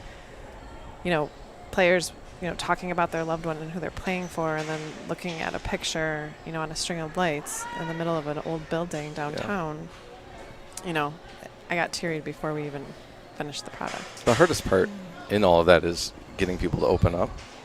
But as soon as you give them that connection, you give them that picture or something to relate to, they're going to immediately start sharing with you. And so we thought that was a great way to share these emotional stories that aren't always easy to share, like things that you wouldn't normally want to talk about, or things that you, especially when there's a camera rolling, you clam up, you shut down. So we were just trying to figure out what would be a good way to get those stories out of the guys. And as soon as they walked in, I mean, they had known because they had sent us the pictures ahead of time, but to see theirs amongst all of these other pictures was really powerful. In our original 40, some of them are watching now. They've never met you. They've seen the original 40 documentary. They've seen themselves on video. That you guys, you know, created for us that still plays and people are in awe. And again, that was through PSE. We, you know, Mark and I had been working at that capacity at director level at that point. And we just, you know, we had wanted to do more. The timing was bad. I think there was just a lot of other things going on at the same time. But we got as much of the crew over there as we could at different points of time. We set up that confessional cam, which was pretty cool. So we got a lot of little stories that we wouldn't normally have gotten if we weren't there the whole time. And just tried to document as much as we could. I would have hoped to do the full 11 days and then come up with a much bigger story. But I think it did work out. I think for the most part, people were... Yeah, it was very impactful. Yeah. It was very impactful. And that was the first year, and you guys have been with us ever since. You're going to get a ton of content out of this particular event because of what we're doing. But people tell us all the time that they wonder how they know it's just us. Like, they know it's just Aim and I and Sarah and Nate kind of like as a little group. But do they? I feel like some people don't even realize that this huge event is only run by you two and 2 or 3 other people, essentially 2 people. But I crazy. think through this live stream, we've been able to share that, you know, and hope that people understand that, you know, this isn't a huge organization. Yeah. We've got, you know, a board of directors that are all volunteers, and we just do it because we love it. And well, it shows. Yeah. Yeah. I mean, you've been with us. You're probably sick of us by now, but. Do I look tired? No, better than us. We forgot to tell you all about the sleepless nights and the long days when we decided to have you join us. Late dinners. I didn't realize what I had signed up for at the time, but it's pretty exhausting, to be honest with you. Like, I wasn't prepared for that part of it, more the mental and like just constantly churning and coming up with more content, filling content. But it's so rewarding. Like, all of this has been worth it and a half. Like, it's just, I've been trying not to break down, like hearing all of these stories and like, even beforehand, like we had done all these features, and you know, it wasn't just these 11 days. It was the month leading up to. You guys started in June with us, right? It was June, right? And you visited Nate and Sarah for Camp Good Days, and then we met with Summer's family. I mean, people don't realize that you've been with us throughout the last couple months, producing all this content to share on this live stream. And then 10 wasn't enough. And then to produce apparently. And then to produce a live stream, which is something you've never done before, like an actual Not to this production. Extent. No, yeah. Is pretty cool. So, and you're coaching us, people who've never ever. I mean, you're used to. I know. Mark's you work used with to professionals. With you know, Marty Braun. Yeah, you know, we've worked with the Sabres and the Bills, and you know, that gives you some kind of credibility to say like this is what you should do or this is how you should do those things. But you guys, you know, the tips and tricks, which is just have that conversation. I think Al Davis said it best, is just to listen. You know, just have that when you're having that conversation, just listen to people. And so I think here it's the hardest part because we're interviewing so many people in and out every single day. But to get that content out, like that's insane, the amount of content that you guys I are know. putting out right We're now. flooding social media. Yeah. Because what we do at night, not everybody can watch at that time. So we're sharing, captain interviews and player logs and the amazing videos that you guys have produced over the last couple of months are being shared too, and we got to get that information out. Right. Yeah. So, yeah, it's been a lot, and we've got 4 more days. No, Is it 4 more? No, it'll be 3 after tonight. Friday, Thursday night? Saturday, Sunday. Yeah. Okay. But I don't know that people really understand that 3.5 hours a night, what goes into that. Well, we get here, I mean, usually around 10 o'clock, depending on the day. If there's a game earlier, we have to be here earlier. But we shoot the game, we shoot the highlights, we package the highlights up in an edit. We shoot all the interviews with you guys, and then we have to edit those things and get it churned out. And then we have CJ and Luke, who have been helping us out on a production assistant level to shoot and edit, while Mark and I are also trying to piece the show together. And I think Mark's done a really good job of giving us the run of show. And then what like 5 minutes before showtime, we sit down and we figure, we do our rehearsal and we talk about what's coming up. And so we don't just walk on the set. Yeah, and just so you're somewhat prepared. We're somewhat prepared, but not really prepared. Like Yeah. the professionals on the Today Show are really, really prepared. You had asked for a teleprompter, and I said absolutely not.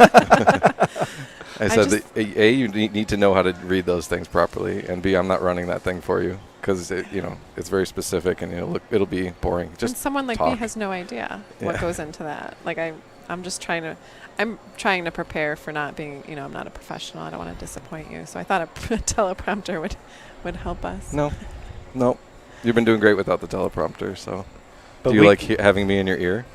It's very helpful. Yeah. So when we crash at night, we go to bed, and I don't know about you, but You still hear me? I hear Jason going, Oh, we shut got up. a YouTube content. Okay, now we're going to go to this. We're going to go to the rink. Yeah. All right, 1, 2, 3, you're on. Mike's Well, are 3, hot. 2, 1. But yeah. 3, 2, Yeah. Well, yeah, you say the score backwards on that. And I want to say thank you. I have not met your wife, Jamie. I know. I have not met your kids. I know, but it's thank terrible. you, Jamie. Like I keep saying to Jason, your wife probably can't stand us right now because we've stolen you for a long time, even Yeah. prior to the event. She's been a single mom for the past couple weeks. Yeah. Yeah. Sorry. The kids have taken it in stride. They've been doing good. Sophia just made you that bracelet. Yeah. She did. I was so proud of her when wrote she me a knew really cute card. how much work I was putting into this, and she's like, "Well, I want to do there. I want to help." So I was like, "Think of something that you can raise money for." And like lemonade stand was the first thing, but then I was like, "Well, people don't want to with COVID." So she had basically said, "I'm going to make bracelets," and then it was a more immediate family at first, and then people started like, "Oh, That's I want awesome. one. I want one." $5 a bracelet. She earned like $130 in a matter of Wow. a couple days. And I was like, if she can Nice do job. it, anyone can do it, Mhm. right? I mean, that's just amazing. Like she earned herself a fan in the Sophia stands. is 9 years old. She just turned 9 last week. Not even last Happy week. birthday, Yeah. belated birthday. And that's why she They were here the other has day. her fan in the stand There right she there. is, right in the middle. Yeah. So she earned she earned that. She and then she donated it all to you guys. She's got the So- original 40s sweatshirt on that we gave you from one of from one of the shoots from early on. Yeah. Oh my God, I love her. adorable. Well, thank you, Jamie and Sophia, and your son's name is Colton. Colton. Yeah. Thanks for giving us Dad for a while. And Mark behind the scenes. Yes. If we can get Mark up here. We'll get him up here at that'll some be point. a How coup. do we do that? He's in charge of the switcher. Yeah, I think we'll just turn it on him, the camera on him, and figure it out from there. So we've been bugging Jason for a few days. Clearly, to get him your out content here. is light tonight because you're talking to me. Yeah. Well- Yeah. Well, you are as much You as need to get a producer that can help you run that. We're working on it. So let's talk about the other night when we ran into technical difficulties. I don't want to. But it wasn't your fault. Like, I mean, it was the humidity. yeah. It was like the bugs actually get in. We don't know what it was. I'm guessing it's the humidity. The whole board just lit up like a Christmas tree, and everything was going. And Mark's just like deer in headlights. Didn't know, like, should I pull the plug on this thing? Should I press a button and see if it works? So we had to shut the whole thing down. And it wasn't what we wanted to do. And obviously we want to keep these streams going as long as we can to get that awareness out there. But it was only 5 minutes at the most Yeah. it was off. So I think we pulled it together. We all kind of looked at each other and went, now what? Now what? Yeah. I was like, well, we just fired our production crew and we brought a whole new one in. Yeah. So the features themselves that we had worked on, as far as like working with Uplifter Video, I was like, this is exactly what we wanted to be doing. these types of stories to tell. Obviously, everyone has a story to tell, but these stories are very powerful. And, you know, Mark and I trying to use our skills in a way that can help you guys and help people understand that there's a bigger picture there than just playing hockey, and that this is much more than that. So the Rodney video. The Rodney video, that I don't have favorites, but that would probably be one of my top. I was actually going to ask ones. you that. So, Yeah. like, they're all near and dear to my heart. Of course, like, but all there's of got to them. be a couple that stick out a little bit. Rodney one did stick out to me a little bit. Just the connection that the guys all had when they, you know, went to that on that trip, and the Whistlers. Just overall the way that production came together. Whistlers was beautiful. The night we were out on the boat. Like, people don't really Yeah. realize that you were on the boat with Yeah. Mark. I was on the boat. Yep.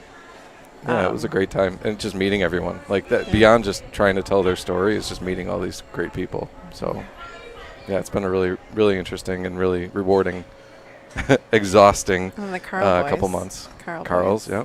Carl's was with Nick. awesome. The Carl brothers. Yeah.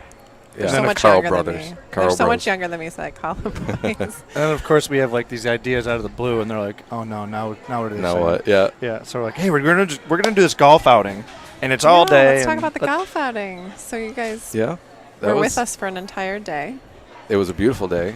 Thankfully, most of these days, I mean, that's the hardest part with how do you shoot inside, you know, during these times, and you can't. So we had to like plan all these things outside. Golf tournament was a beautiful day, and we were just out there planning the holes ahead of time. We had talked to you guys about, you know, which holes would have an event to them. So you had the longest drive, you had the closest to the pin, and we featured those. So Mark threw the drone up in the air, and then I was down on the ground with the guys shooting, and you know, just let them do their thing and mic up people as we go, and that video see what came kind out, of feature we can put together. That came out awesome. Yeah. Yeah. And people love watching that, just, you know, to kind of recap the day and remember it. Yeah. But you had 5 foursomes that you had to follow around. That's not easy. That was tough because there were only 2 of us with that 2.5 camera setup. So, but we had the golf cart and we were driving around, catching up to people along the way. There's enough holes that you could get enough of a story out of it. And luckily, it was a nice day, because otherwise, it just makes things. Oh, yeah, it would have been a much more difficult time. So when we shoot a whole day, or like say,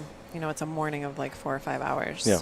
You go home with all of that content. How long does it take you to turn that into a video? It should take anywhere between 5 to 8 days, but because of our timeline, I looked at our schedule and I knew what we had in front of us, and I told Mark, I said, I'm going to have to be cutting these things in 3-day increments in order for us to get done on time. So we had literally sped up the whole process, and again, thanks to my wife Jamie, who put up with it. I stayed up late nights, and Mark stayed up late nights, and we just filled as much of that content as we possibly could and cut as much as we could before we started the live show. So we were exhausted before we started, but it was worth it. It really was. I mean, I think those features speak for themselves. I think people can find a way to get connected to them, you know, even not having met them, and they may even see them down the line and be like, "Hey, I saw you in that video." So we like to be able to share those stories with people. And even just the captains that we're meeting every day, and you know, you guys are doing the highlights, you're doing the on-bench interviews. Yep. I mean, if you think about how many people you've met, it's really incredible. Yeah, it's overwhelming at times to think about. And I said earlier, I was like trying not to break down because of the amount of stories that you hear and how many people are impacted by cancer. So, out of the blue, we were talking to the girl in the Take a Break segment, and her mom just died, like a couple months ago, and we're like, we had no idea, and she, you know, we start getting emotional. Yeah. We didn't, and there's thousands of those stories. Mm-hmm. Unfortunately, we don't know everybody personally, but that was just a perfect example of what you said. You don't know what emotions it's gonna evoke. You need to start talking to somebody, and then all of a sudden you're tearing up, and you know, it's just it's been. But you guys have an amazing way of capturing it in a very classy way. Well, thank you. After this, we're going to go to show up and reset. Mark's telling me. All right, we got to go to our script here. He's we're going to reset. And we're going to have Patty and Maddie coming up.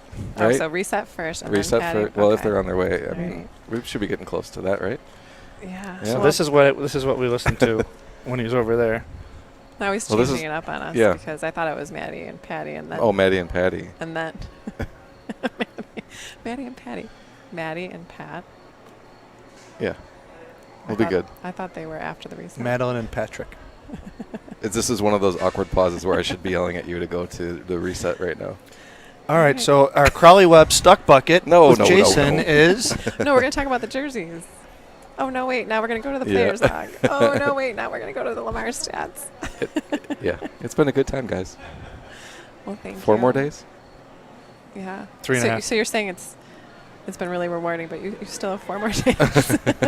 Well, that is interesting. I don't want to keep this going, but that was one thing that we had talked about was like usually after a live show, especially of this magnitude where you got 4 hours of content, you're like, oh, that was so good. It's over. So you can move on, but then you're like, no, wait, we got to do the same thing again, and again. Yeah. And another rehearsal. Yeah. Another rehearsal. Yeah.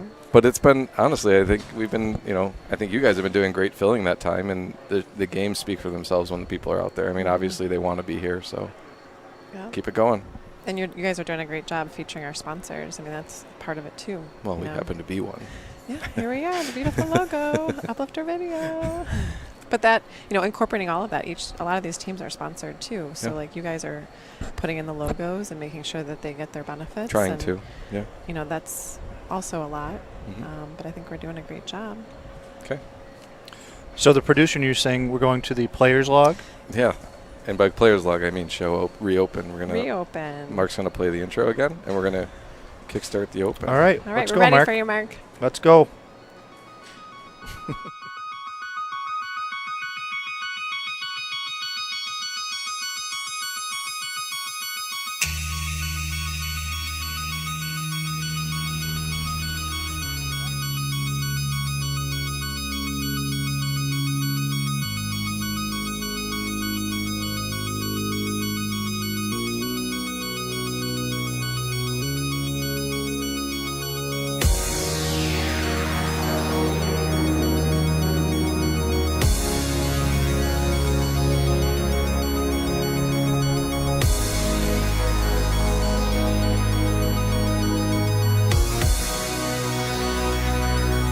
I don't know how you do it every year, but you accomplish.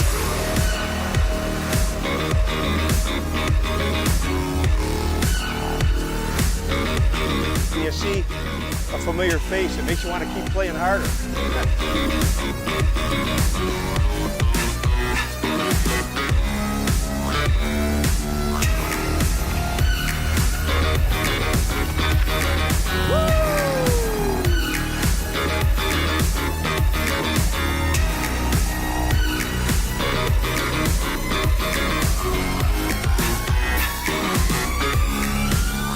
Time playing and it turns into street hack.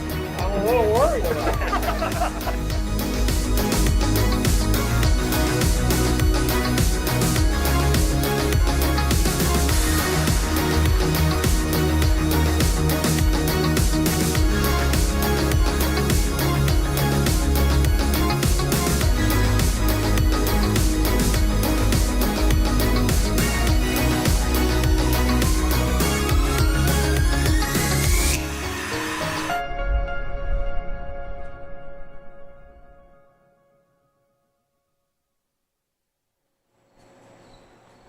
Welcome to the 11-day power play. We are downtown at Riverworks on a beautiful night.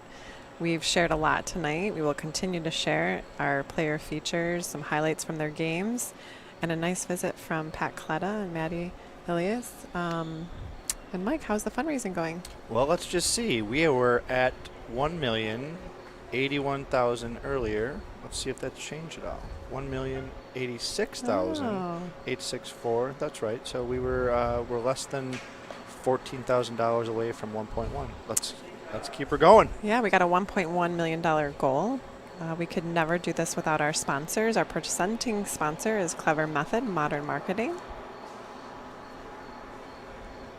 And our power player sponsors. And our overtime sponsors. And our very deserving beneficiaries are Roswell Park, Make-A-Wish, Western New York, Camp Good Days, the Roswell Park Oshai Children's Hospital Cancer and Blood Disorder Program. So today I had the pleasure of meeting with Ethan Kane, the captain of the Future Beer Leaguers, which the best name ever, along with Charlie Brancato from Cancer Crush V2. And here they are. Ethan, thank you so much for coming a little earlier to speak with me. Yeah. How excited are you to play in the 3rd year of the community shift? Very excited. I think we're going to have a great time out there. And what is your team composed of? Mainly just like old hockey teammates, some friends, some schoolmates. That's really about it. And the name of your team? The Future Beer Leaguers. That's kind of funny. Yeah. I like that one. Yeah. So when you thought about joining the 11-day power play back in 2018, you and your dad called us and had a lot of questions about the game, but you told us, a really neat story of why you wanted to participate. Do you want to talk about that? Well, the first year we started because of my B'nai Mitzvah, which is a Jewish person coming of age, but it's also, it hits closer to home because my grandma Phyllis died to breast cancer, and my grandma Tina survived breast cancer. And right now my great uncle Artie has colon cancer, and my great aunt Marlene has prostate cancer. I might have switched those up, but I'm pretty sure that's correct. I mean, you're playing for a lot of people today. Yeah. So this year was really difficult with, COVID and the pandemic, fundraising. How did you fundraise so much? I don't know. We kind of just reached out to all of our friends and family that weren't participating. My mom sent it out on Facebook. I kind of went around the neighborhood, tried to see if I could get anybody. I mean, you guys have been a top fundraising team for the last 3 years. It's really incredible what you do, especially being so young and new to fundraising. Yeah. Now, you as a hockey player, when did you start playing? I started at the age of 4. Wow. Who did you play for? Cazenovia Chiefs. And you played on multiple teams? Yes. Started with Kaz, then went to the West Seneca Wings, and then Depew Saints. Now I'm at the Buffalo Eagles. And what part of Buffalo do you live in? South Buffalo. South Buffalo? Yeah, I don't know. And you go to what high school? St. Joe's. St. Joe's. My son, Liam went to Canisius. Yeah. There's a big rivalry there. Well, what are you looking most forward to play, street hockey today? Getting some goals, having some fun, meeting some of the kids on the other team. That's really about it. That's right. Your opponents both canceled, and you're going to be playing against a whole new team. Yeah. That'll be fun to meet them. Yeah. Well, we look forward to you playing today. Yeah. Thanks for joining us. Thank you.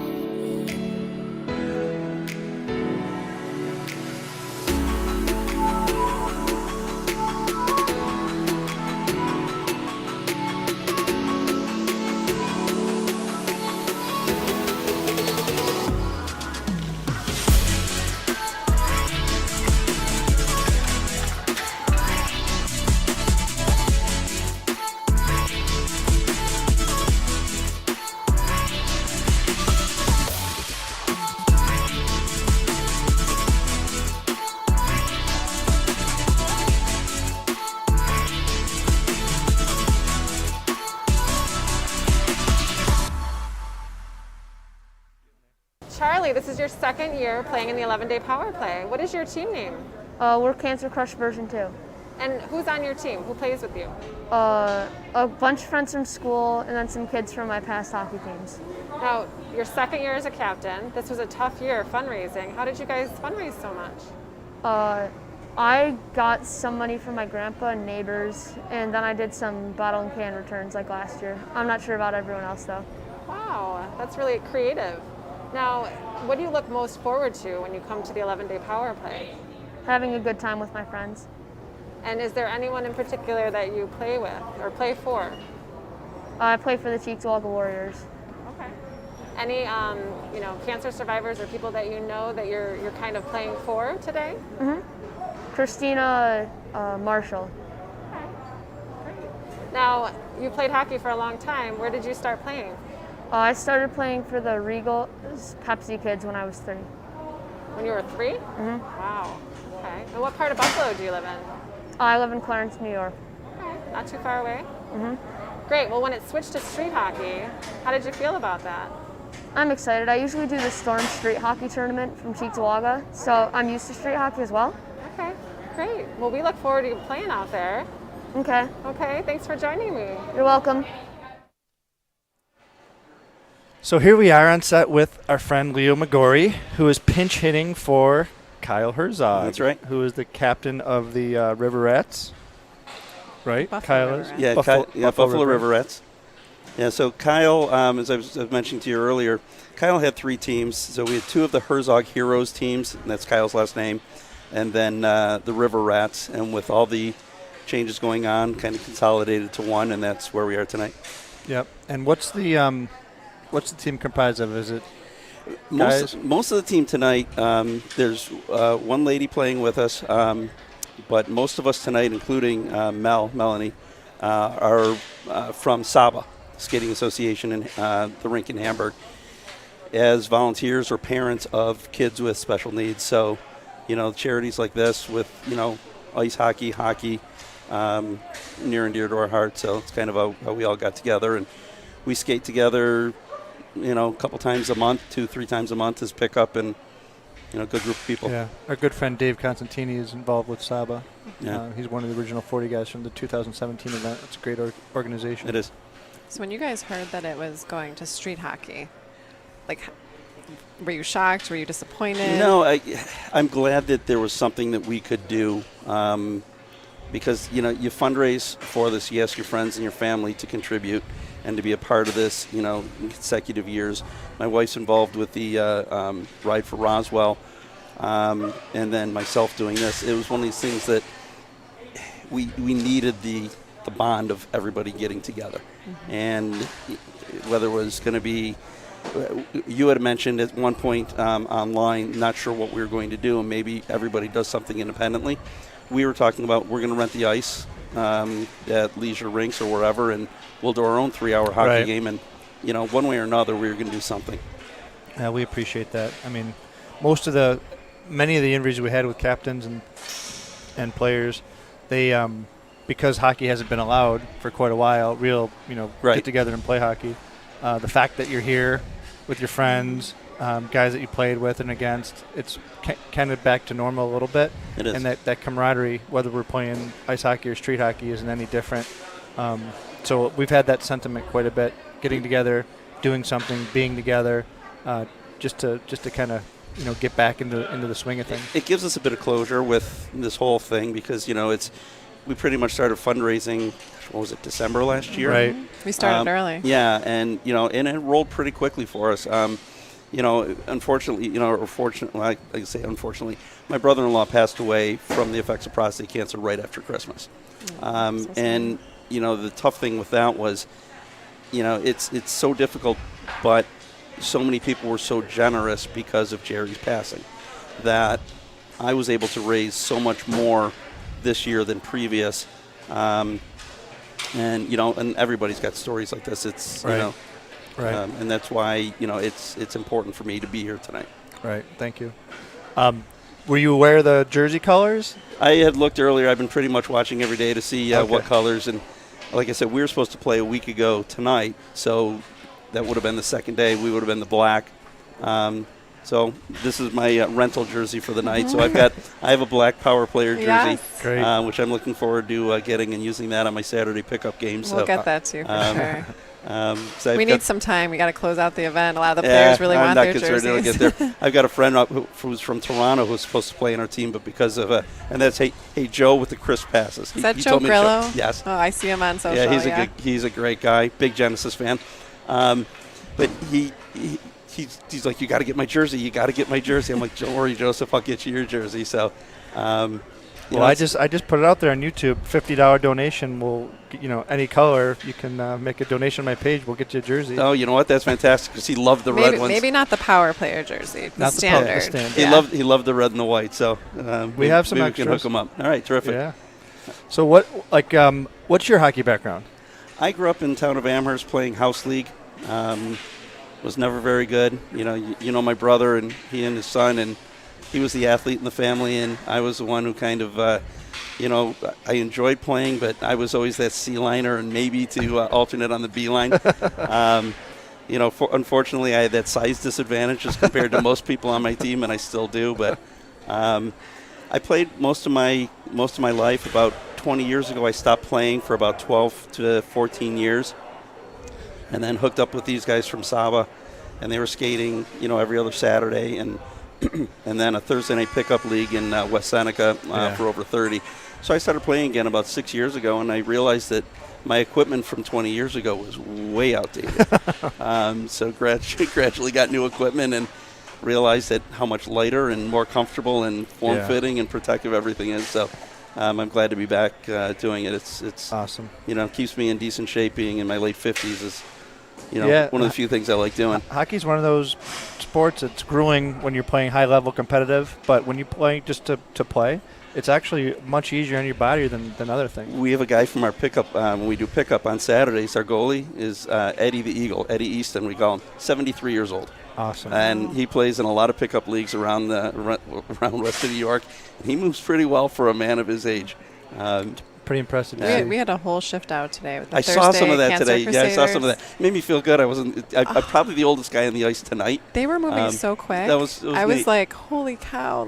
It's amazing how they're in great shape. And I think it's because they've played hockey all their lives. I watched some of that on your page earlier today. That was really inspiring. Yeah, they had Lee Hurst turned 80 yesterday. No kidding. And he was out there. That's awesome. Yeah, we're saying happy birthday to him. No, that's fantastic. It's and like you said, it's a matter of pacing yourself to to your level. And I've had people ask me to join leagues, and I don't want to do that again. It's, I enjoy the pickup because if you don't want to skate back on defense, go ahead. You take this one. I'll get the rush back up the ice. Exactly. But it's all good. It's all a good time. Yeah. And you had mentioned your brother Mike. His son Ryan's going to be going to Salisbury School next year, along with my son. So that's kind of cool. There's a few Buffalo boys going to Connecticut to prep school, and it's pretty interesting to see some of the kids move along from youth hockey. Right. And many of these kids will end up playing college hockey, in Ryan's case, in college lacrosse. Yep.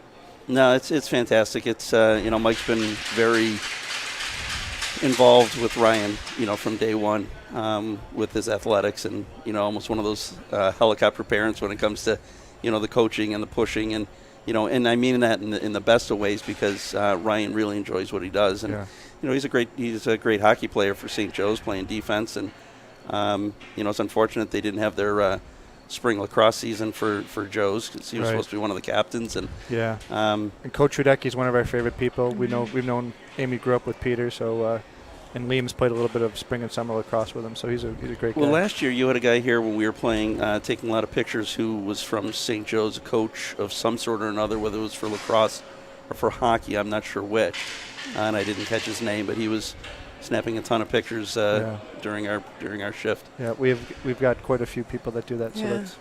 It's so nice. We like Mary tonight. She's going to take pictures of your shift. We'll post them online. Great. Anybody that is interested in seeing the teams that have already played, go to 11daypowerplay.com. Check our photo gallery. So lots of volunteers out there spending time trying to, share those pictures. Yeah. It's really great. Well, it's a great organization, and you guys do a great job. One of my good friends I used to work with, Dan McGee, who did your original 40. Dan's a very good friend. So I worked with Dan for a number of years in pharmaceutical sales, and such a good guy. I still see him every once in a while out in the field. But yeah, he's around. He'll be reffing a little bit here and there, and nice. He's he was always juggling around. the other day. He's juggling. Was that him? You know, I saw that. In And the picture. I didn't pay that close attention. That was him. Yeah. I didn't realize it was McGee. Yeah, great guy. Funny. Well, never know. you guys just started. Yeah, it looks like they might need me out there. So thank you very much.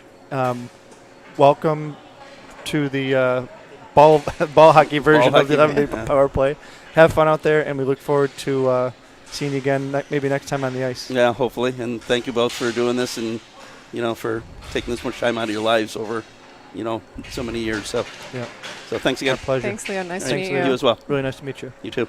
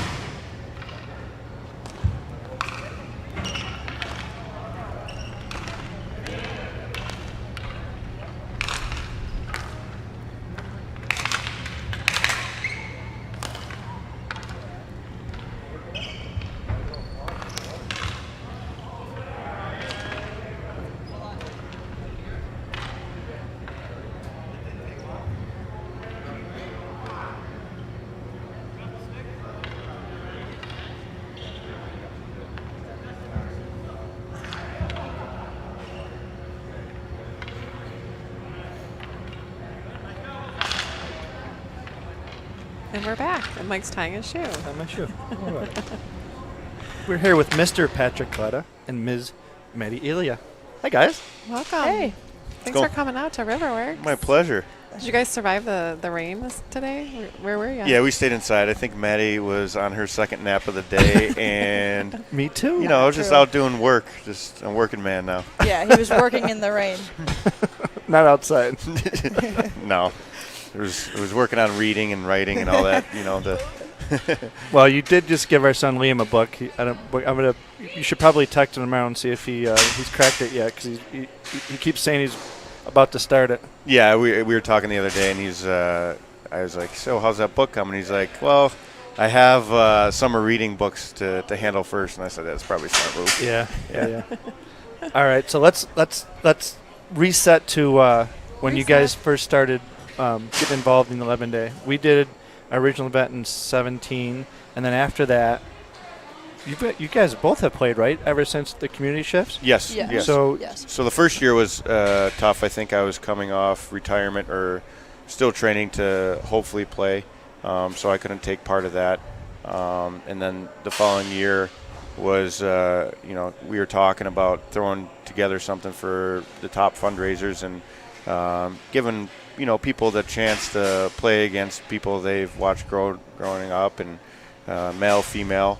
And I think overall it's been pretty successful for that last game for the past couple of years. Yeah, it's been really good. Because you guys do that, our teams vie to play against you, which I think is so cool.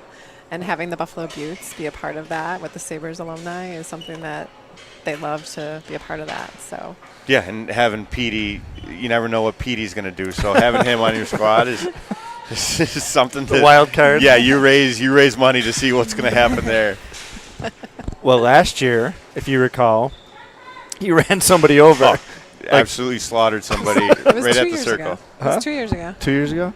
I think it might be both years in a row. But I don't remember that. On accident. Yeah, an accident. I remember Petey hit someone. Yeah, that's what we're talking. I thought you said you. I thought no, Andrew. Andrew did. I've contained myself. I'm a goal scorer in this event. But Petey, yeah. And then once you give him the stripes for refereeing the first game too. That's why Bill Chef Lucas was the highest PIMs, because you just look at him wrong and he'd be like, yeah, 2 minutes unsportsmanlike conduct. But yeah, no, Bill is he's grown on me. We're part of the winning tournament there for golf, and he was the captain of our team, and we crushed it. Yeah, you did. When you first said he was my teammate, I wasn't too thrilled. I'm like, oh, geez, here we go. But we bonded together. We came together as a group, and we let everyone else know. Yeah. You guys hid marshmallows all over the golf course. Yeah, we were playing mind games. I think that was So part of one of the stuff. guys that was in your foursome, Jason's watching YouTube Live here while we're talking. Greg Belliati was one of your guys. Yeah. So he was saying hey. And then Andy Toquez, who's one of our original guys, Andy got into the bourbon or something early, and he said that he's going to donate $25 for every interview. So we start picking out people from the ice. But we have Maddie and Pat, so that That's should right. be $50. Yeah, 50. That's a solid $50 bill. Hey, you buck up. Buck up. So I don't know how many people know you, Pat, because of the Sabres, and you're always around the community doing things. You've got your own foundation. How did youth hockey take you up to the pro level in a few sentences? Sure. I started off playing for the Hamburg Hawks all the way to my first year Pee Wee Major. Second year Pee Wee Major, it was time to move over a little bit to whether it be competition or it was just time. Went over to West Seneca, finished my youth career with West Seneca Wings. In the meantime, during midget years, I went to high school at St. Francis for 2 years, and then from there drafted to the Peterborough Petes. So it was OHL? Yeah, it's pretty straightforward for me with Hamburg, Hamburg Hawks, West Seneca Wings, and they weren't the best. We didn't have essentially the best team at that time. It was Regals and Depew. Had the likes of Tim Kennedy, Chris Mueller, Nick Tuzzolino, Nick Schaus, like all those guys sort of thing. So, but that was good. It made for a solid rivalry, and we weren't that bad, but we could compete, and. Did you play 4 years with the Petes in the LHL? Yes, so I played underage year, then 3 years after, and then soon we went to the Memorial Cup my 4th year, and at that point I was able to sign for the Sabres, so I signed for the Sabres. Then 20 years old, went to Rochester, played I don't even know how many games for Rochester, and then 7 for Buffalo that first year. Yeah. So it happens pretty fast. Once you get going and you're on the right path and you do things the right way, it can happen in a hurry. So kudos to Peterborough and my family and all that kind of stuff to preparation and preparing you for something like that to happen. Yep. So cool to have you from Western New York and able to come through Hamburg and then West Seneca and then it's pretty cool. For even to learn to play, or even now with the junior Sabre stuff, it's a prime example of if you want something so bad that nothing will get in your way, and that message is, people can say it all any day, all day long, but I'm legit living proof of that, and I think that goes a long way, and that's my goal. And this youth hockey stuff is, will my body hold up to be rolling around on the ice for that long? Probably not. But the vision I have and the message I can give kids with their dreams and stuff is something that I can push for as long as I'm kicking. Awesome. Speaking of kids with dreams, girls, when I was growing up, there was a girl or two that played hockey. And now we've got, just before this team was a women's team that's bar league team. Yeah. And they know each other. And that happened all in 25 years, went from almost no girls to full leagues and everything. And you have a great story, right? You're a local girl, and you have not too dissimilar story that Pat does in terms of how you ended up playing all the way through professional hockey. Do you want to share that? Yeah, for sure. So like you said, when I was growing up, there wasn't really a lot of girls programs to play for. So I actually played with the boys up until high school, until it started getting to the point where I had to start playing for the girls. So I played 2 years of checking, which was pretty funny. I think the guys would target me. How often would you check? I think a lot. That's why I was so aggressive now. Yeah, I was really tall for my age, and all the boys were a little bit smaller. So I would get after it a little bit with the checking. But so I played for the Purple Eagles, and then I went to Nichols, so played for Nichols, and then played Bison's girls, and then I went to college at Boston University, played 4 years there, and then I went and played for the Buttes for 2 years after. So, pretty fun experience. It's awesome to see how much girls hockey has grown even since when I was younger. So. It's really cool. Going back to playing with boys, what was that like? Were you friends with them? Oh, yeah. I feel like that was just kind of the normal thing to do. There was a couple other girls that played with the boys too. So, I feel like most of the teams that didn't really have a girl, they were like, oh, wow, we're playing against a girl and we're checking. So I remember one story, we were lining up with one of the kids. It was a big Canadian team, and I was small out there for that game, so the kid lined up with me, and he said something to me. I can't remember what he said, but then so I was like, oh, I'm gonna get this kid. So I go to hit him, and he actually lays me out, and he steps over me. He's like, how'd that taste, princess, or something like that. And I was like, oh my god.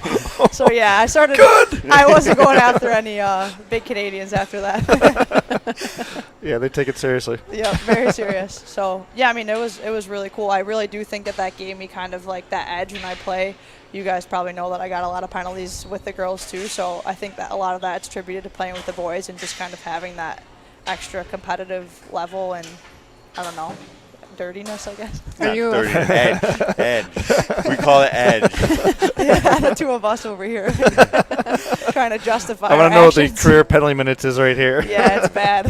Yeah, suspensions, penalties. Yeah.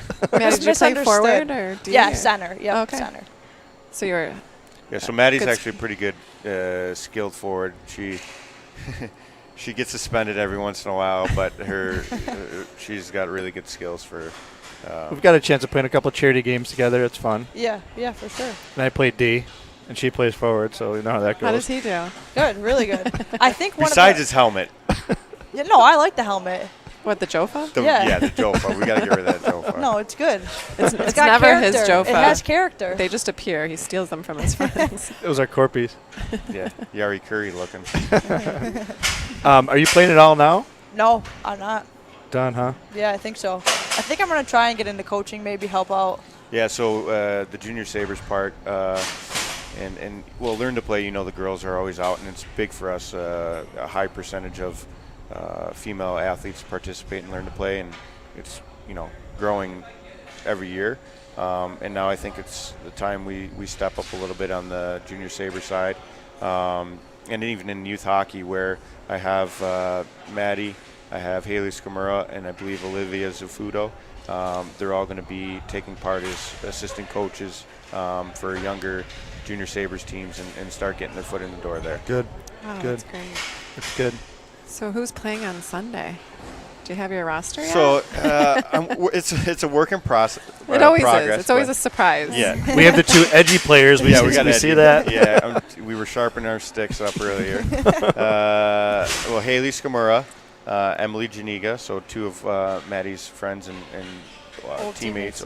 Yeah. We have Marty Baran. Marty says he's going to play goal. Yeah, which who knows how long that's going to last, right? Pex, right? Yep. Pex is in. And Andrew Peters. Yep. Timmy Kennedy might come along. He's going to try to make it. And then I'll try to reach out to Old Man Rivet or guys like that and see what if about we can. McKee? He said he loves street hockey. I think he's out. Is he? Yeah, out? he can't. He's got a family obligation. But he was going to. Yeah, as long as we got Petey here.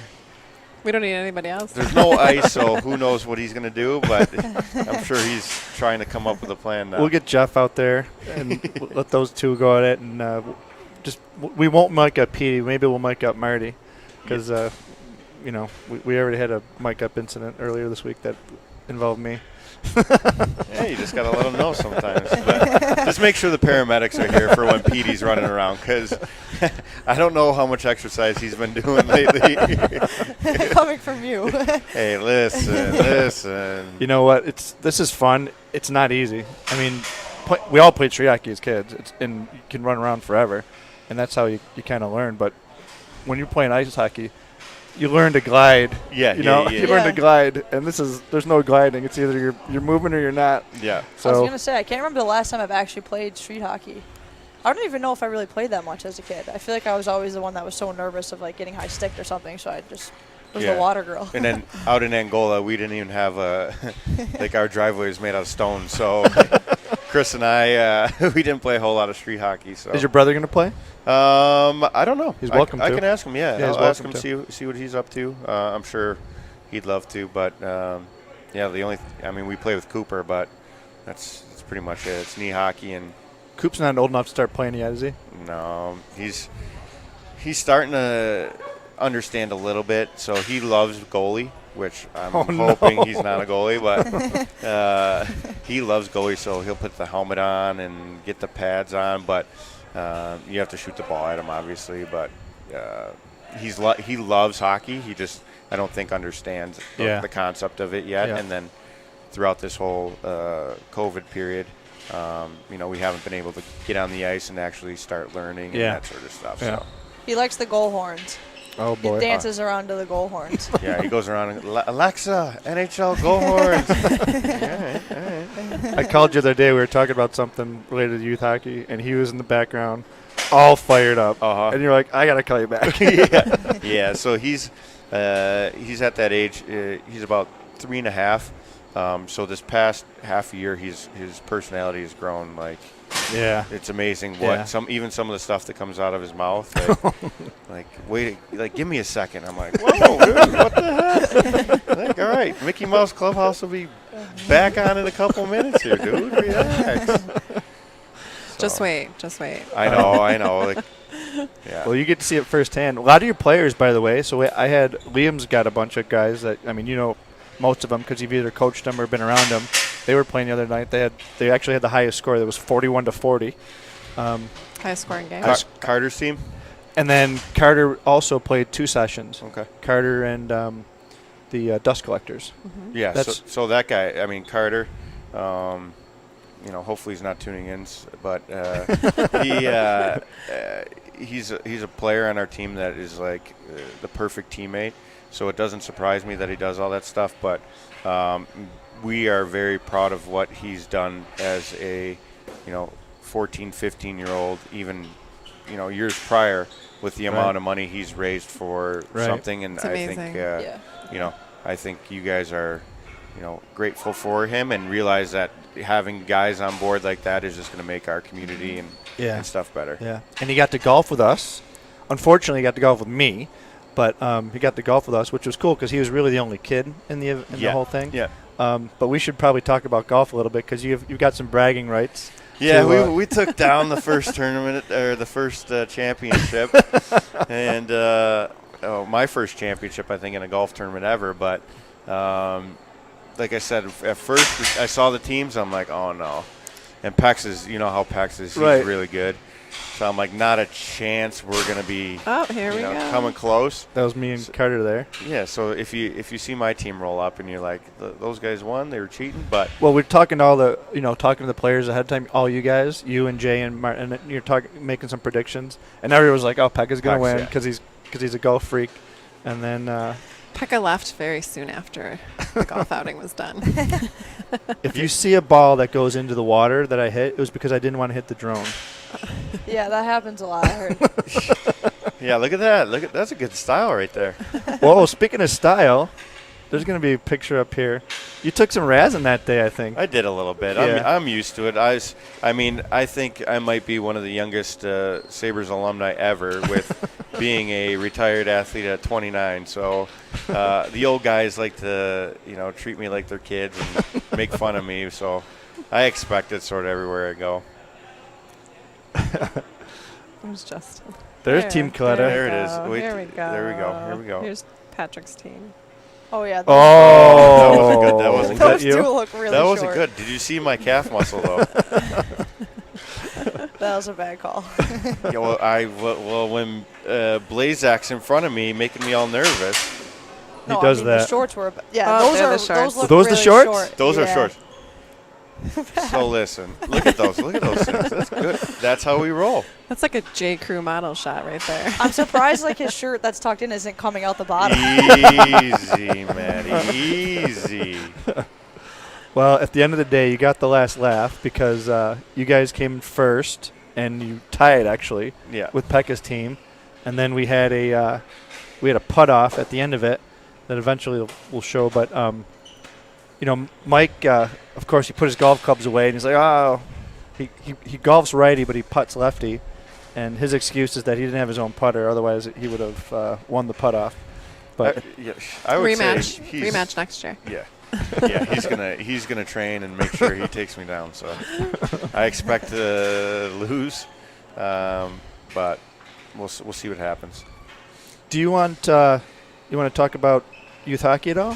I mean, you got a few things going on with youth hockey. Yeah. So for me, learn to play. It's just a lot of it is navigating through the COVID stuff, making sure we do things the right way, the safest way, and on top of it, not have parents want to come after you. So learn to play. We're trying and hoping, and we're very optimistic that we'll be able to have it this year. It might be a scaled-down version, but regardless, we're still going to try to do that if possible. And how does that work in terms of participants? Can anybody sign up? Is there a fee to it? How does it work exactly? Yeah, so last year, for example, we had right around 750 kids. Wow. 12 rinks, I believe, in total.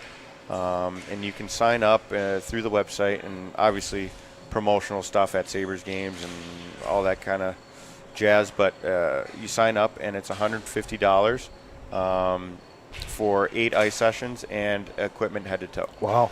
The only thing really you reasonable. Yeah. I mean, it's amazing. Like, if you're not knowing what to do and you really want to try hockey, it's the best way to do it. Yeah. On top of that, you get coaches like myself, Cody McCormick, Timmy Kennedy helped out, Maddie, all the girls there from the girls side of things, and then your organizational coaches are there helping out us too. So, like, the coaching is phenomenal for, at that age to learn how to play hockey. The cost is by far the best that you're going to get. Yeah. The only thing you pay for is a mouth guard if you choose to wear one, neck guard if you choose to wear one, and a jock. And is the Learn to Play through your foundation or is it through the Sabres? So what it is, it's the NHL. NHL has sort of each American city that has an NHL team runs a Learn to Play. Now it varies. The things we do, I kind of put my own style and creativity and all that kind of stuff in it. So our Learn to Play is a little bit different from Boston's. But we also work together with certain things and ideas to make kids, we teach them how to play hockey, but our goal is to make them love the game of hockey, whether they play or not, so they can enjoy it as they get older and all that kind of stuff. So that's Learn to Play stuff. Before you go on for Learn to Play, do you accept donations of equipment? Or is it mostly through purchases through the program? So mostly right now it's through purchases. That's something we could get involved with too, because I believe if possible this year we might try an adult Learn to Play, where that would come into play. Yeah, there you go. Do you want to? I don't know how to skate, Pat. So that's the point. That's what we teach you. And Maddie will be out there, and she'll teach you how to stick somebody or spear somebody. Mike will be coming in with scars all over his face. It'll be good. No, but so it's something maybe we could consider down the road.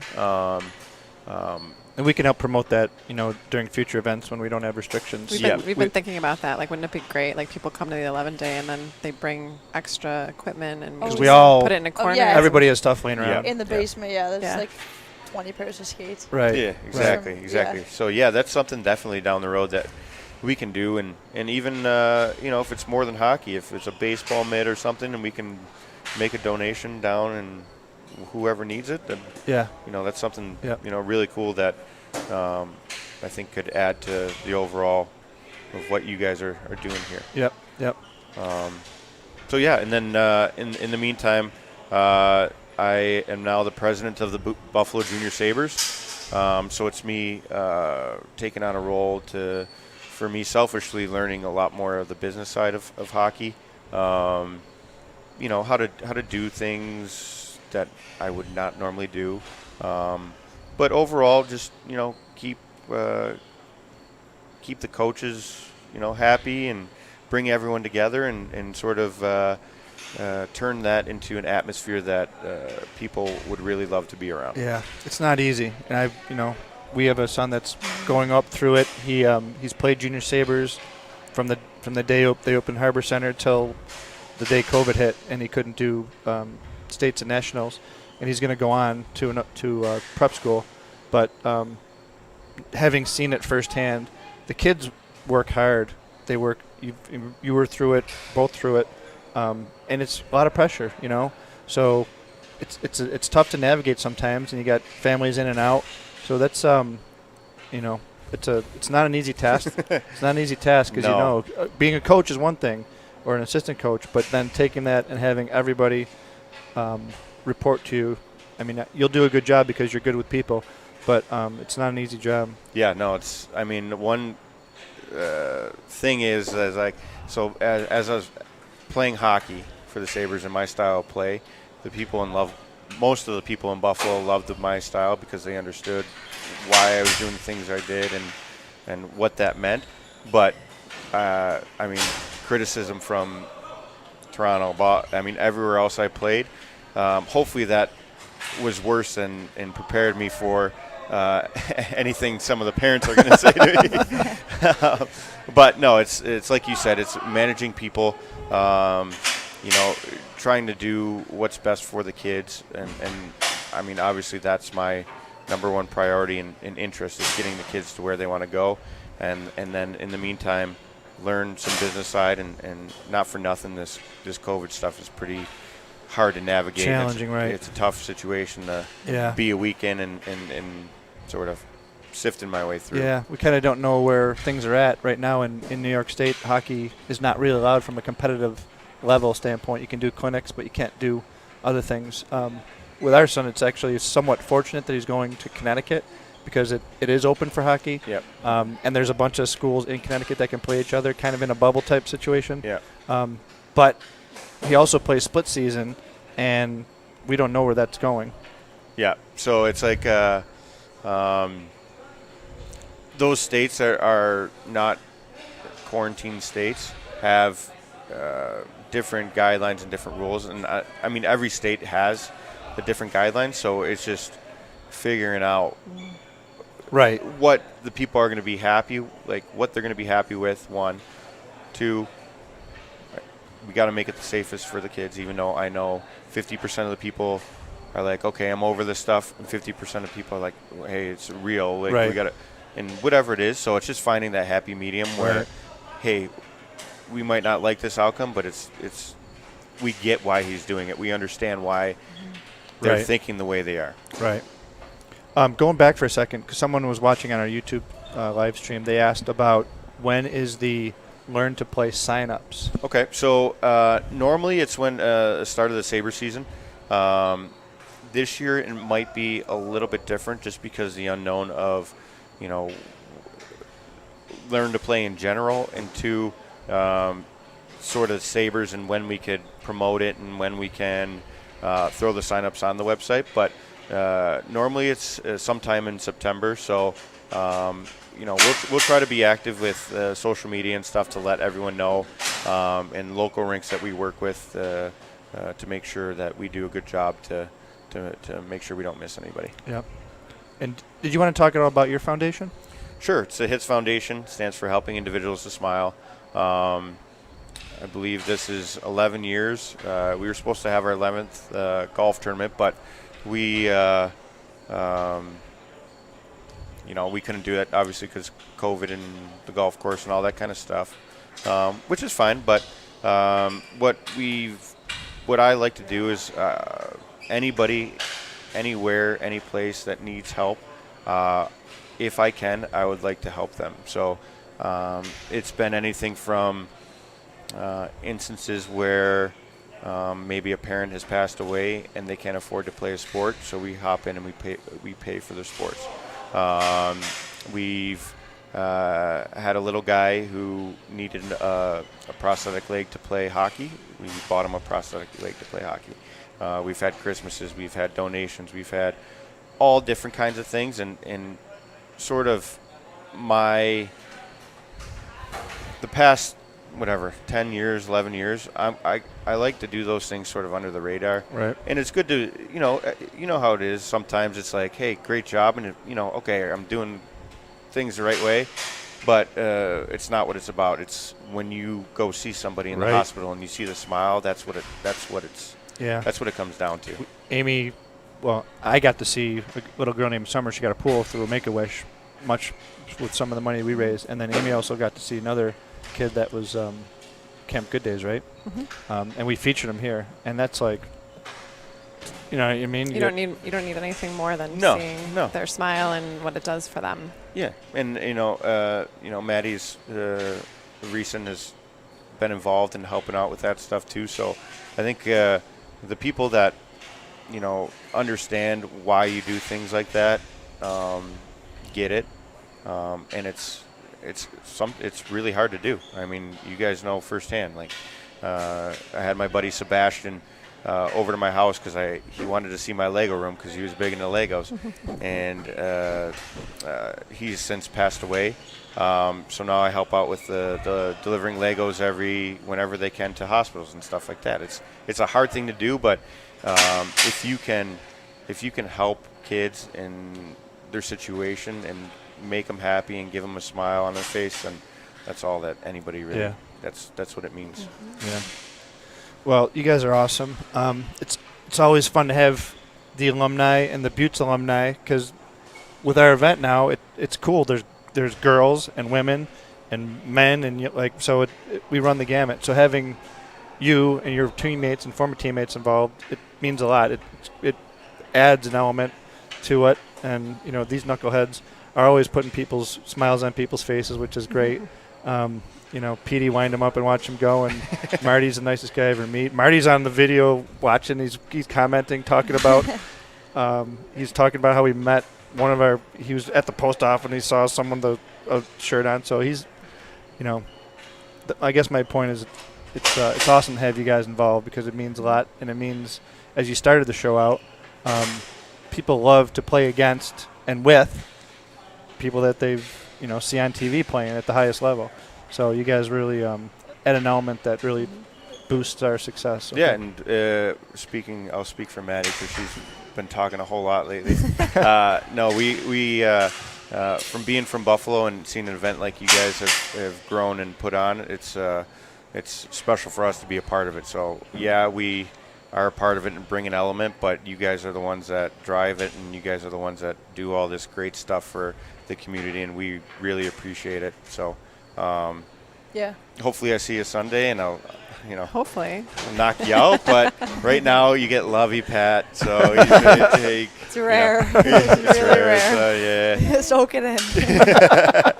But no, thank you guys. We really appreciate it. Yeah, I always feel bad for Marty Braun because everyone wants to score on him, and then when they do, they celebrate like no end. Yeah, exactly. You don't have to suffer that bad, Yeah, right? no, That being a goal. Yeah. Marty's he's a fat, skinny guy, so he's. Does that make sense, Maddie? Where did that he's come a fat, from? skinny guy, so he doesn't move as quick. I mean, I scored him in the NHL, so how Okay. He's watching. Yeah, good. That's good. Yeah. That's good. My phone's probably he's probably firing me a text now, but. Well, thanks, guys, so much for Yeah, coming no, out thank tonight. you so much. We'll watch a little bit of this game, and then we're going to check out the Wall of Wisdom that was the brainchild of the lady standing next to me.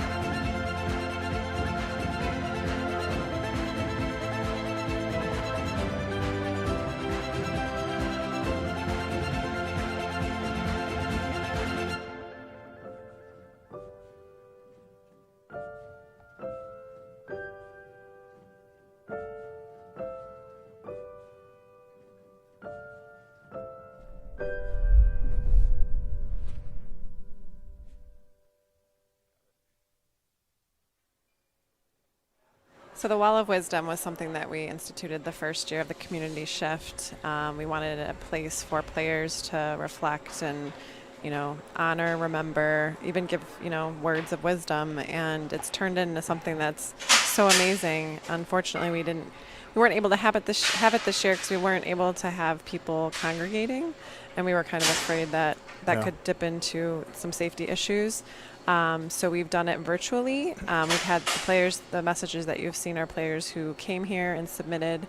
If there's anyone out there that wants to submit something to the Wall of Wisdom, if you're a player coming in the next couple days, you can leave it at the desk. You can email me at amy@11daypowerplay.com. We will make sure that we get your messages on there. We know how important that is. Fundraising. How are we doing? With help from our buddy Andy Tokaz, who's giving donations for everybody that got interviewed today. We're up to $1,087,219. We are about $12,000 away. From 1.1. From 1.1, which is pretty cool. Our beneficiaries need us now more than ever. We're not done. We hit $1 million at puck drop, but I think we've made it pretty clear that we're not stopping. You've seen the amazing stories and the impact that the 11-day power play donations help. And we're just going to keep going. So 11daypowerplay.com is really easy to navigate. You can find donate. A player, type in his name. Oh, my name, which is always a good idea. Choose the amount you're comfortable with. This is a generous donation from Bill Chef Lucas to Mike Lasikowski. And put in your card information. Donate now. Less than 1 minute. And share it on Facebook and Twitter. Hi, Bob. How are you? Look like you're sweating out there a little bit. You caught the sweatiest guy in the world at the sweatiest time of the night. So this is not your first shift. No, it's my third shift this year. Your third shift. And it's your first shift at goal?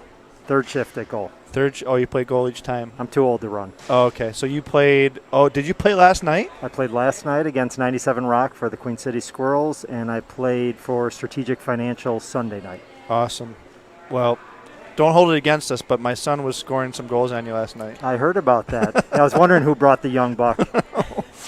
Yeah, two of them. They played well. That was a fun game, though. He takes after his mom, Bob. Yeah. I can imagine. Mm-hmm. Yeah, he did a great job. Yeah, you guys had a great game. It was 14-13. And there's tons of fun banter between 97 Rock and the Queen City Squirrels. But you guys are the Buffalo Scapegoats, correct? We are. Yeah, Yep. we're a Performax team. Gotcha. And who's the what's the composition of your team? Is it guys that have been playing for a while? And how does it work? Yeah, it's primarily our Buffalo Scapegoats team, which we play in the Performax League, and then we brought in a couple guys from Strategic Financial that overlap to this team as well. Awesome. Did you know, well, you've been here earlier, but you got pink jersey. Hopefully that's not a repetition of previous colors. So 3 nights, 3 different colors. Oh, good. Yep. Good. I know you need a little bit of break and a little water because playing goalie out when it's a hot, humid night is not the easiest thing. You're the only one out here with gear on. Everybody else can walk around in shorts and cool off a little bit. Yeah, thank God my team is making it easy on me tonight. So far, so good. Are you guys 8, I assume? We're 8-1, yeah. Okay, good. Well, Bob, thank you so much. Thanks for participating. I know you and a couple of the other Queen City Squirrels have played in several of the shifts, so that's means a lot to us, and you guys raise a lot of money, and we really thank you from the bottom of our hearts. We appreciate you having us. It's my 3rd year, and as much as we'd like to be on the ice this year, I give you guys a lot of credit for making this work on short order. Every year you guys do an amazing job making the experience for the players, unlike anything else, and you lived up to it again this year, so we appreciate it. Thank you. Thank you, Bob. Have fun out there. Thank you. Good luck. Appreciate it.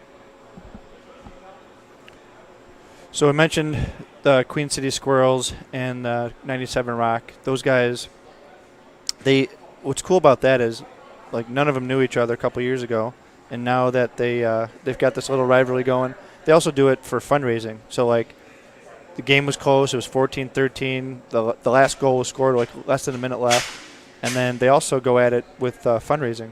So 97 Rock was just over $7,000, and Queen City was just under $7,000. So they were, they're pushing each other, and that's kind of fun too, when you got a couple of teams that are just, having some friendly banter and and it's at the end of the day, our beneficiaries are the ones that make out the best. When Mark Kuntz was leaving last night, I was like, Mark, you don't dislike Liam, do you? He's like, no, not at. I mean, he has no problem with Liam playing on the other team, but that was kind of some. Did you see the text about Liam being illegal and should have never been brought into the game because he's underage and blah blah blah? Yeah, well, par for the course. Well, these guys are about to start their second half of the game. It's 8-1. 8-1. Not too close of a game here. Yeah, it looks like the scapegoats are, and these guys kind of know each other. It's they played against each other. The goats versus the rats. Goats versus the rats. Yeah, but Bob's a great guy. He's played in his third shift. Mark, who's probably watching, he was watching earlier. He's played at least 3 shifts, and each of them have captained one of them. It's guys like that, and like Cheryl Dubinsky, who played earlier, that means so much. They recognize the importance of raising the money, and they put in a lot of effort of their own time and resources to put a team together. It's not easy, and this year it's no different.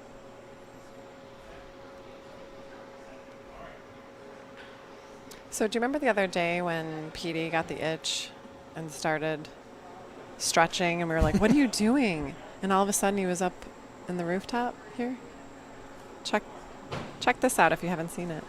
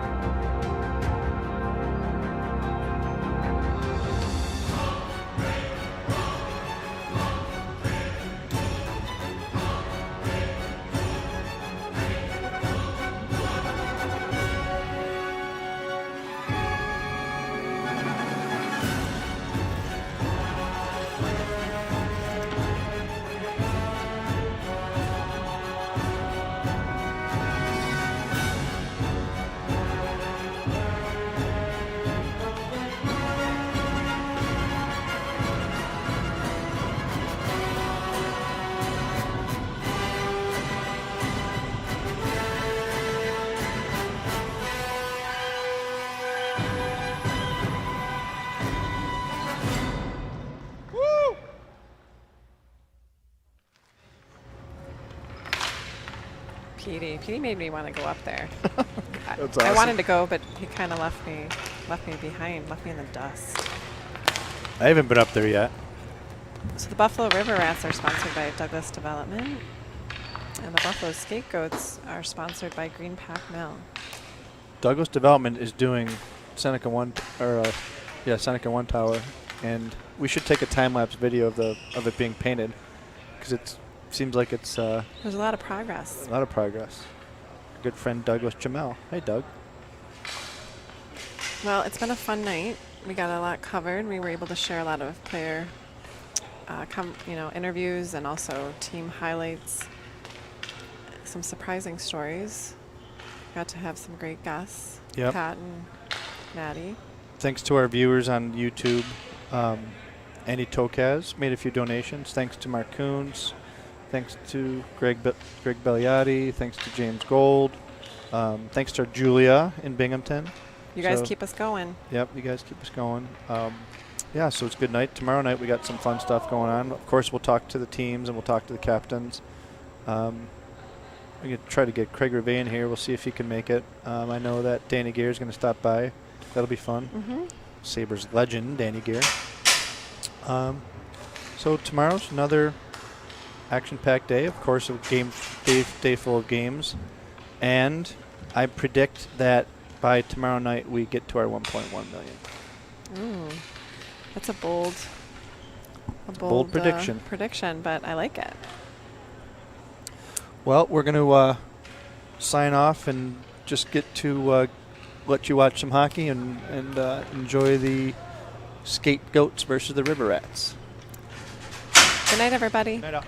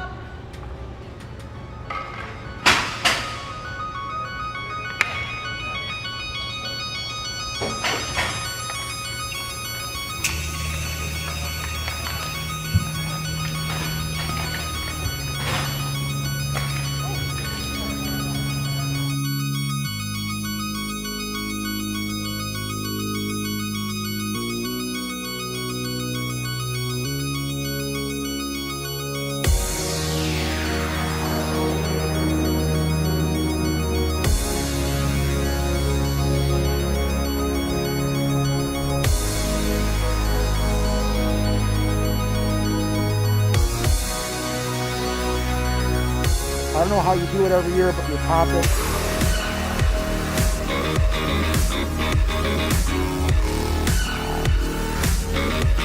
When you see a familiar face, it makes you want to keep playing harder.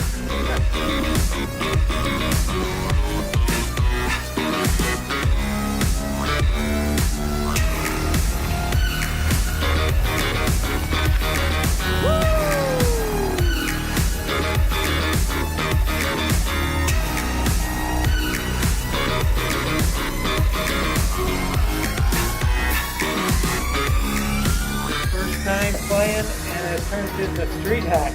I'm a little worried about it.